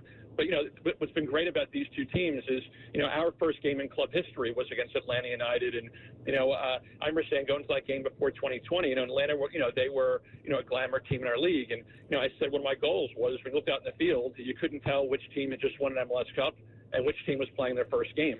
And I think, along the way, I think we've been, definitely a thorn in the side for Atlanta because, not just proximity in the South and having kind of to invade their territory, but when you look at how the franchises, the teams, have been assembled, Atlanta historically spends a lot of money on their roster. This past offseason, they spent more money than any top team in league history. And for us, I think independent of what we are able to put together and put towards a team, we're able to continue year after year to put together a team that not only can compete with our local rivals like Atlanta, but can stand up pretty strong against any team in the league. And to do it against a team like Atlanta that has so much firepower, it creates a great challenge for us for sure. In that situation right there, you speak about Atlanta. Do you seek players, recruit players, specifically to attack a team like Atlanta? Like, that's the way it goes also when it comes down to how you guys are building this roster to be sustainable? We talk a lot internally about kind of our secret sauce, maybe like the NSC DNA. And, we always want to have guys in our group that kind of have a chip on their shoulder and are playing with something to prove. And, sometimes you can look at someone physically like Walker Zimmerman, who's captain the U.S. national team, and is big and strong physically. Then you can also look at guys like Eddie Tagset, who might look, diminutive physically, but, is as tough as any player on the field. And I think because of that, I think, historically our group has been able to kind of grind things out. And this team is a great example of that. Mike Jacobs of Nashville SC, our guest. Mike, I was running the numbers on Eddie Taxett yesterday. Fourth at MLS in total distance covered. He has run 73.2 miles so far this season. That is the equivalent of running from Nashville to Cookeville. Mike, I know like you've probably seen a lot of Eddie Taxett jerseys already popping up around Geodis Park and around Middle Tennessee. Just how fun has it been watching him take to this league so quickly and adapt to BJ Callahan's system and Major League Soccer so quickly into this season? When we announced the signing of Eddie, I said that fans will definitely like him a lot and associate with him. And, I think, whether it's, again, looking at guys sometimes punching above their weight, I think people appreciate seeing someone like that and associating with that. I think because of how hard he plays, I think people associate with that. To me, he has everything you look for in a player from the standpoint, not only like his technical and tactical abilities. You mentioned physically, he runs all day, but he's one of these guys that you have to kind of like beat him with a bat to get him to submit, and I think that permeates through our whole group. He's a great leader. He's absolutely right. I kind of want to hang out with you now. I'm going to be honest with you, Mike. He's got all these football terms, man. You got the Resonating. right type of aggressiveness that I love. You hear me? Like, this is like group chat You're speaking conversation the right offensive here. lineman language, Mike. Beat him with a bat. Let's go. I love it. Well, you got a lot of chance to see Nashville SC at home. 4 home matches in a row after this upcoming Saturday. Mike Jacobs has been our guest here on 104.5 The Zone. Nashville SC at Atlanta United coming up tomorrow. Mike, thank you much for the time. Congrats again on the news this week, and best of luck. Thanks again, guys. Appreciate it. Mike Jacobs with us here this morning, talking a little bit of soccer. You love that lingo. Dog, listen. He knew what show he was coming on. But, how people win, how people build their franchise. Like, hearing him speak sounded a little bit like what I guess you probably expect to hear, like Howie Roseman in Philly. The way people speak about him, he's a go-getter. He's one of those guys that he's very pointed and direct in what he wants his team to look like, play like, and be, And hearing Mike Jacobs speak like that just kind of lets you know why Nashville SC is where they are right now. And that's off to an awesome start. It always starts from the top down. It just simply does. And it's just one of those situations to kind of hear him vocalize that over the airways like that was impressive, because I think a lot of people will view soccer and be like, it's just like a passive sport. No, absolutely not. It is an attacker's mentality, man. And it was kind of cool to hear that come from him like that. Love it. Good stuff. Eddie Taxett, who he mentioned, too, is the ultimate villain in a fun way. I was talking to him earlier this season. You say fun way is because he's on this side? Yes. Yeah. Okay. I was talking to him earlier this season in a meeting we had at the beginning of the year, and talking about what he watches on film and what he watches other teams. And he's like, well, I watch the midfielders and, the different matchups I have. And then I look for the star player that I can wind up a little bit, and just gave us this wry smile. That's funny. And Ross Smith of Apple TV does a great job, who's had a bunch of Nashville games this year, has said he kind of takes on a Bond villain personality. So if you go to a Nashville SC game again, you got a ton to go to. There are 5 home matches in the month of May, starting this next week against Chattanooga Red Wolves. But that is the player that I think many of you will grow to like the most. He's very fun. So you're telling me every team needs a villain is what you're basically saying. Oh, absolutely. I never disputed that. Some knuckleheads, no doubt. Man. No, it's necessary. That's the makeup of a team. Having a guy that you can just say, hey, we don't like him over there on the other side, go get him. And that person ain't ever got a problem with that. That is a beautiful place to be. Sometimes that was me. Sometimes it was others. Speaking of villains that Nashville loves, maybe some trash talkers, maybe some guys that like to get under the skin of the opposition in a meaningful way, in a productive way. Ron Slade joins us in studio next. Two Rivers Ford announces employee pricing for everyone. Every tradesman, every dad, every rising star. You pay what we pay. Two Rivers Ford. Locally owned, American made. You have service your lawn, and I mean service your lawn, not just cut it. You got to get somebody else for that. But if you want your grass to be looking green, thick, strong, I'm telling you, this is the company I trust. I walked down my driveway yesterday as I was trying to shake this cold off, man, and I just stood there for a second and said, yep, we did it again. Appreciate you, Secure Lawn. Appreciate you, John. Like, it's that simple for me, man. But here's the thing about them. They've been here servicing Middle Tennessee for over 20 years, man. They're local and family operated also. Family owned and operated, too. They're punctual and got a quick response time. But they're also this, too. They want to provide you a prime service. That means having their team members properly trained and prepared to provide you the services you need to get rid of those weeds, to have your grass thicker, the aeration side of things, like everything that you can imagine, they do those things. But again, you don't have to listen to me. Simply reach out to them because I trust them. Their number is 615-893-8455. You can go to securelawn.com.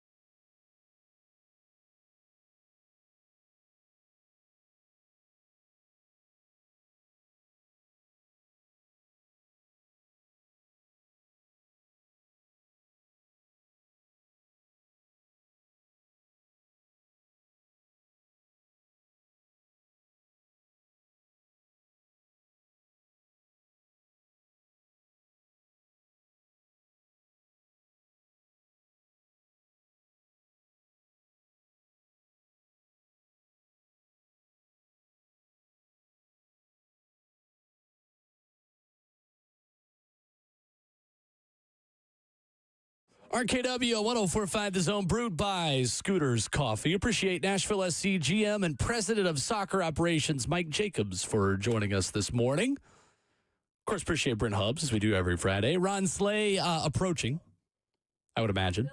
He'll be here coming up in just a moment. 1:15 pregame, Nashville and Atlanta tomorrow. I'm riding solo down to Atlanta after the show today. Riding dirty. Go do that one from the broadcast booth. I'm very excited. Atlanta off to its worst 10-match start in club history. The opposite. Nashville off to its best 10-match start in club you history. hate that for them, Will. I really do. Yeah. So let's hope that Nashville SC can keep that I'll be going. professional for the rest of this conversation, but I've said enough. Off air, we can have a different conversation. Yeah, maybe. Yeah. That's often the case. Yeah, that's often the case. It's a rival. Man. And you're going to double up, I hope, and at least do some other stuff around Magic City, Strokers. No. Oh, are you insinuating absolutely not. Wow. Okay. Wouldn't be Friday. You if we are weren't really celebrating. acting like it's Friday, aren't you, sir? I'm just going to go to the Braves game tonight. What are you even? Yeah, a little bit Hey, more. listen, that's Family an friendly. awesome date night. Wow. No, it was not. Date night. I start dropping them names. I don't even know if Strokers is I around heard the wings no are more. good. I never ate out And of Truist there. Park, yeah. I'm sure they are. I mean, yeah, Truist Park. Battery. Exactly. At the Battery, they're good. Those Los Bravos brews at Terrapin are terrific. My bad. Well, that was the old me talking right there. That was the old me talking right there, man. A time was had, is all I would tell you, okay? So one of my homeboys Not by me. lose his legs in there, man, one night. Oh, Lose my God, his no, legs, it's like crazy. literally? He just, I don't know what had happened, whether it was a drink he had. Well, we took care of him, okay, is what I'm telling you. Just hit the ground. You're Just going like, out with bro. Lieutenant Dan. Lieutenant Diane. That's what I'm calling him from here on out. Lieutenant Dan, you ain't got no legs. Does he really have? He has legs though. And really, yeah, he did. Okay, I was like, what happened? He didn't get his legs chopped I mean, off I at a thought bar in the maybe club. something really bad happened. At an establishment, no. You know, like he tried to get up on the pole and somebody was knocking him down. No, he didn't know. He just lost it that night. We took care of him. No, we took care of him. Dreamland. Making his way into the studio is Ron Hey, Slay. dog. Hey, man. We were talking about Atlanta Strip Club just now. Yeah, Will Lee said he had a little bit more time. I asked him if he was hitting Strokers, Onyx, Magic. Slay saved me. Five. That's what I said. I heard the wings are good. I didn't have the wings out I'm of just Magic. going to see the Braves beat Freddie Freeman is all I'm going to do. And y'all took this outside of Onyx, though, they got butter to be on their grill. Right. I'm talking about you come right out there, man, ribs, chicken, brisket, burgers. Man, Y'all what? It's amazing. Y'all love making me uncomfortable. I'm telling you. Look at Bert talking about I lost my legs. I lost my money, but never my legs. I bet you have, Robert. Hey, man, we take all ages in that thing, too, man. We done had people sitting there with buckets. Show. And it ain't because they had champagne. No, They was yeah, it was real life. What's up, Will Lee? Oh my goodness. Back in time. Back man. in, yeah, Back man. at it. Back You see in them right time. there? You know what time it is. Y'all, if you're at home, fellas, make sure travel with them. Or get them a day. Either one. Oh, but if those you ain't are- got time, yeah, these cold-blooded right here. You, I don't like them. Keep one in, what? Nah, them Are those kinda- Axe? No, yeah. No, fragrant. these dude wipes. Oh, those are dude wipes. Yeah. Yeah, man, fragrant. cold-blooded. No, these ain't the fragrance ones. Okay. They got the fragrance ones out. Look, you see fragrance free? Okay, all right. Yeah, they got that other kind on there. I forgot the kind. It ain't really good, though. Yeah, you want Backpack, that. car, home. Yep. Keep Everywhere. one with me. Everywhere. I'm a professional shakedowner, though. You're just a professional. Yeah, you know Just what I in mean? general. You You're can a just pro. stop at professional. Thank you, Wesley. A pro. Just stop at professional. We're trying his best. He trying his best. He's trying to keep it right. Hold I'm it my own kind of professional, all right? We close to this. Will is like, put the cup down. Yeah, put that down. Somebody's got to be that person. They have to be, Will. That's all right. Yeah. What up, though, man? A time was had. Tennessee basketball has a coach staff opening. Rod Clark is headed to Indiana. I know, you tweeted out this morning a congrats to him, and that news made official a little bit ago. What is Tennessee missing out on with Coach Clark, a guy who was instrumental in bringing Dalton Connect and Chaz Lanier to Knoxville? Well, I heard Brent Hubbs talk about it, and one of the things that are most important, and I think you had it with Rob Lanier, you had it with Dez Oliver, you had it with Rod Clark, and so many others that moved on. Kim English was one of those guys, and you see when these guys bolt and go to a different school, they are able to take some of these guys with them at times is because of relationships. You know what I mean? Being able to bridge that gap. When you got a guy at the helm like Coach Barnes who's strong-headed, you know what I mean? It's going to be his way. You need some psychiatrists on the staff along with being basketball coaches too. So, and almost more so with being the psychiatrist than the basketball coach. You know what I mean? Them late nights when they come in there, you know, and it's 10 o'clock and they trying to figure out what's going on. They don't want to call home. You know what I mean? They don't really want to leave, but you just need somebody to, you know, rub their back a little bit and be like, it's going to be all right. So Rod is one of those guys. And then also you got to give him credit for his development. He does a terrific job developing guys as far as the individual work. You know, putting guys in places as far as the individuals go that you're going to see in the game. You saw a lot of guys take that next step, Dalton Connect, Chaz Lanier. Everybody has a hand in it, but Rod is really hands-on, especially with the guards. He does a really good job. That's kind of his background coming from MoCan Elite, which is a infamous AAU program. Like, it's pretty good, well-respected. When you start to think of guys like Kennedy Chandler that came there, right. You know what I mean, so forth and so on. So he's well connected to the grassroots. He's been in it. That's the other part of it, being able to pull from them. Sure. MoCan, a prominent AAU program, him having the connections, being able to say, man, hey, we might want to take a look up here at Tennessee, you know, and people responding. So that's one of the things that's going to be missed. But the show goes on, man. That's one thing, whether it's players, whether it's coaches, that's the thing about it, man. That's a guy in Rick Barnes that has seen it, you know what I mean, on every level, whether from Texas to Clemson, Providence, and so forth and so on. It always happens. There's always a turnover. And when you've been successful, you're going to see that with the players, like you saw Jonas Adu, like you saw Tobey Walker, all these guys get an opportunity to go somewhere else and get paid. Same thing with the coaches. And Brent Hubb says he just has a list. Like, it's like next up. He literally told us today, he was like, yeah, he's got a list, and he can just go on there and, like, he says, hey, you want this? They lined up. When you got the resume like you got a Hall of Fame coach, shoot. I might be somewhere on that list. I don't know how far down, you know what I mean? But I was on that thing, you know what I mean, trying to get in there. So if you got people knocking on the door and the connections you've made, man, you always, and it's no shame to recycle coaches either. No. Like when a caller called in yesterday and brought up Rodney Terry, who just got let go in the about that. At Texas, like a man, heck of a recruiter, you know, and he knows his system. He been with Barnes forever. So I'd love that. Same time like when Rob Lanier left from at Texas and went to Florida, and then Coach Barnes took the job at Tennessee, brought Rob back with him. Like that's how it goes. Said that the hire's done. I believe it. The hire probably was done before Rod decided to go. You know what I mean, go. You know what I mean? Like, so once those negotiations and talks start, then it's like, okay, well, we're in communication always. Coaches are in communications at all times, you know, whether it's a text message, whether it's a phone call, whether it's him coming to a camp, whether it's running across each other at a game on a away game, and they pop up at the game. Like, you'll be surprised, man. You go to Arkansas or you go to Lexington, you go to Florida and play the night before after the team dinner. That's for the team. After that's over, the coaches, I know in my day, coaches would go out, you know what I mean, and have dinner on their own too. So you don't know who they meeting with or conversating with or telling, hey, man, meet me down in Florida, we'll talk then. You know what I'm saying? So I got a question for you. You've played the international game, man. What will the game look like for Clarence? Masamba. Look at the culture. Bert gave me that. He gave me that little nugget. He told me to say it Clarence. Coach Barnes said Clarence. Clarence. Clarence. Hickory, North Carolina. Clarence.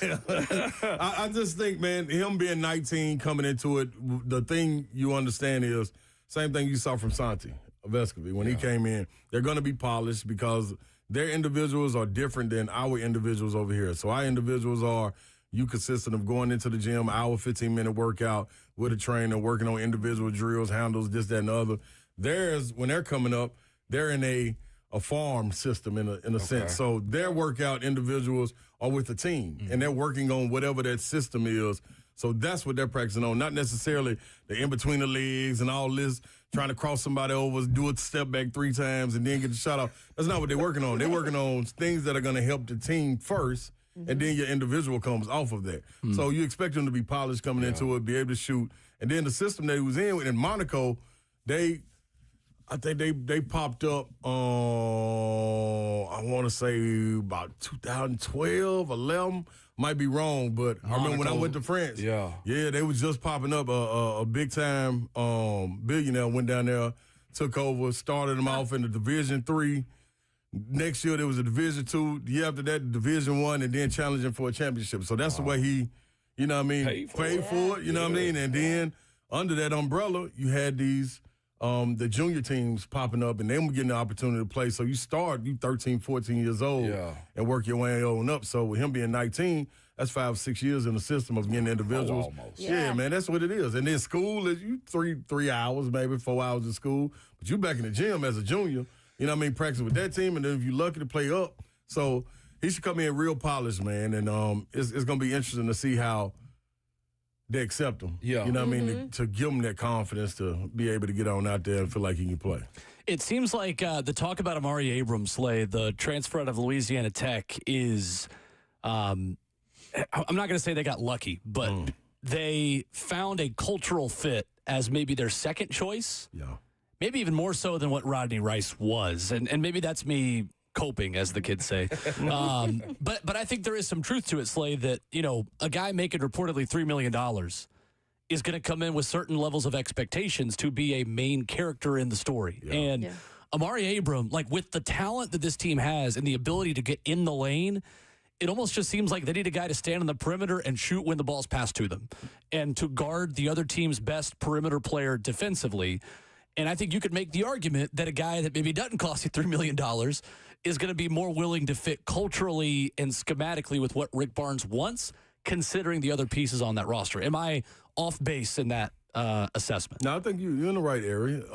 You're looking for a guy to build with and not build around. Right. In the situation. Exactly. And I think that's what you got.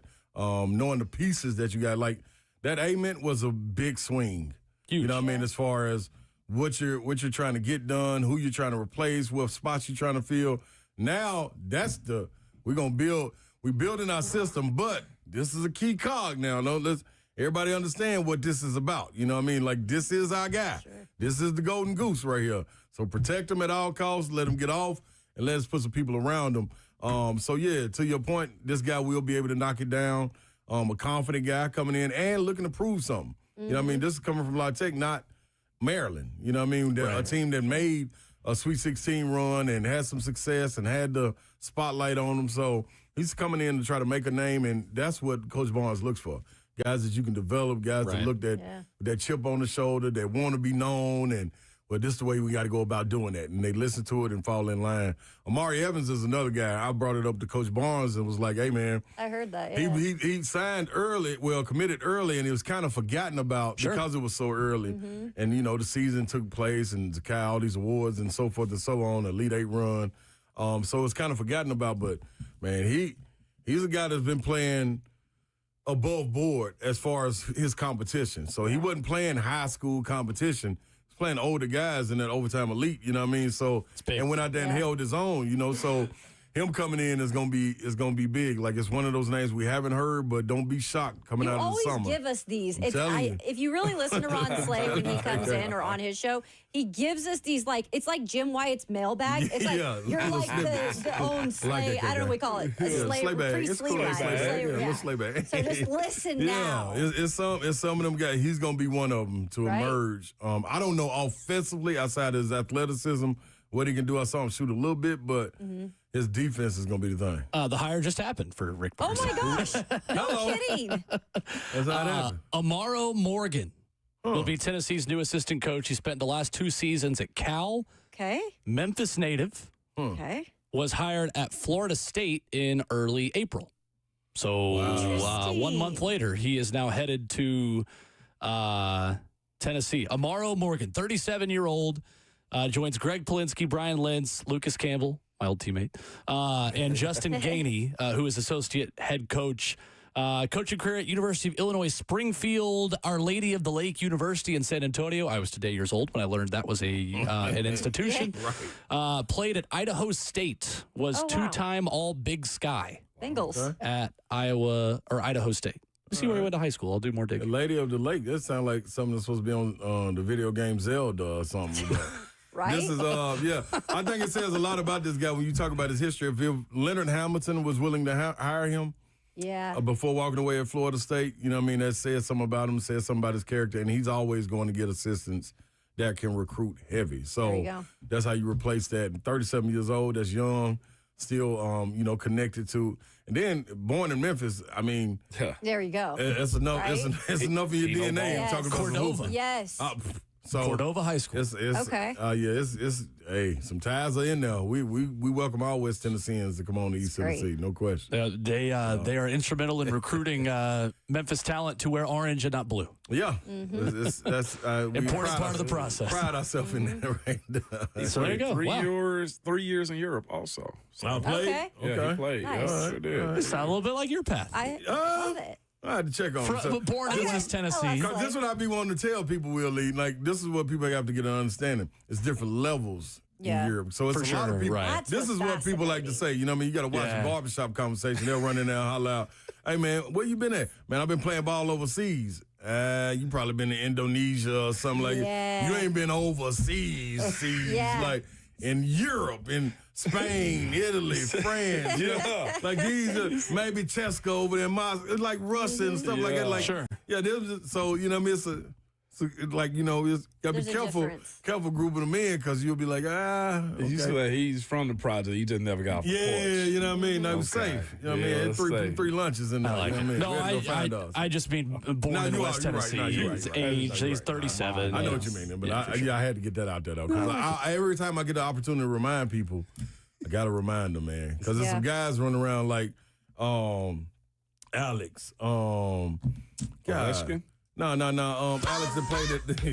Ovi. Yeah, big Ovi. He's going to score a lot of goals for the team. It was between Rodney Terry, Alex Ovechkin, and this guy. He's back. I can't believe that. That's savage. Don't you know what I mean? Alex Renfro is who I'm talking about. Oh, yeah. Alex Renfro played the Belmont. Jamont Gordon. Like, it's some people that really, Dante Jones, there's some people that really went over Corey Allen. Like, it's a list of guys that went over there and played really overseas. Myself, you know what I'm saying? So, that's on me. They acknowledged you. I wasn't even, I was going to keep going, but then you got everybody in the class to look at you. Yeah, like you standing up. Like, dude, that's why you don't be in the back of the class. When you come back, no, we can't let you sit in the front. Kicked out the whole way. Keep on walking to the pencil sharpener and making little noises and stuff, getting everybody attention, dog. That did happen, didn't it, back in the day? Yeah, we try and teach, man. I did enjoy, by the way, speaking of Memphis, how Rick Barnes was asked about reviving the Memphis series at the Memphis Big Orange Caravan. And before the question was even asked, like, we're not going to do that. And everybody in Memphis is angry about it again, saying he's ducking the smoke. Like, it's kind of adorable. Nah, it's cool. Let them get they pat him on the head. Yeah, let them get their ducks in a row too. I think Penny got some other things that he's trying to get done. So the Peabody ducks in a row. He looked like he getting the power stripped away from him almost. Yeah, they need to lean in on him. I had the opportunity to talk to him at the Final Four, man, and get his you did? Get his thoughts. Yeah. You didn't drop that on us? Nah, it was just, you know what I mean, sometimes you gotta keep him in the back pocket. But man, that hopefully they can make a jump to the Big 12, you know what I mean, get into so they're not challenging with that schedule, you know what I'm saying? They have to, get a lower seed just and try to go undefeated to get a higher seed. That ain't good. And they got to get some people behind them down there in Memphis. Y'all, there's plenty of money down there. Y'all got to pour in to be able to retain talent down there. There ain't no, it shouldn't be that way. Like Nike shouldn't be the only one pulling the weight around. Because FedEx got a huge hub. They've been kicking money. Yeah, but they got to put the money down over Penny, y'all. He'll be all right. The way Penny carried himself in that 3-game series with Tennessee, really 2-game series, because the third one they canceled while the team was getting ready to warm up. I remember that. I'm good. Yeah. Now, his thing is, I do think, too, like we were talking about, heard y'all talking about Brian Callahan, how it's going to be responsibilities on his shoulders also. Savage is always an advocate of that, of holding the coaches responsible and accountable. That's one of the things with Penny, too. I think he had to have growth. I think him getting thrust into coming out of high school, AAU, high school, then the head coach of Memphis, like that's a big jump. And there's some learning to go along. I think him bringing the staff on, like a Nolan Smith, Mike Davis, to kind of learn under as he goes. You know what I mean? So it's different. You can't go out there and play with AAU talent. Right. You know what I mean? You got to go out there and get guys like he did this year. PJ Haggerty was a dog, All-American. You know what I mean? Danger, that's a guy, but they should have been able to retain that too. So we'll see. Mike Wilson with the report on Amaro Morgan to give proper credit as well. We love Mike. When we come back with Ron Slay, we'll wrap up the show and the week with what Slay likes about the Titans draft class. Coming up next.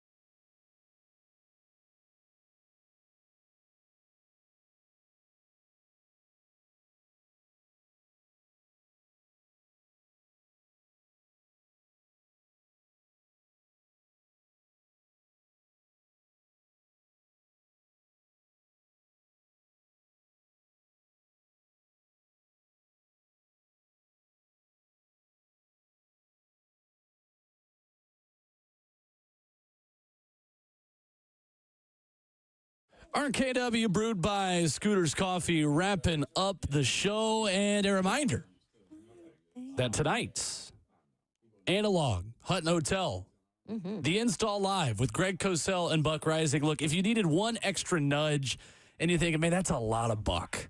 I love Greg. That's a lot of Buck. Well, the opening act is worth it alone. The chance to maybe have a drink with Ron Slay. That's right. Who will get the party started tonight.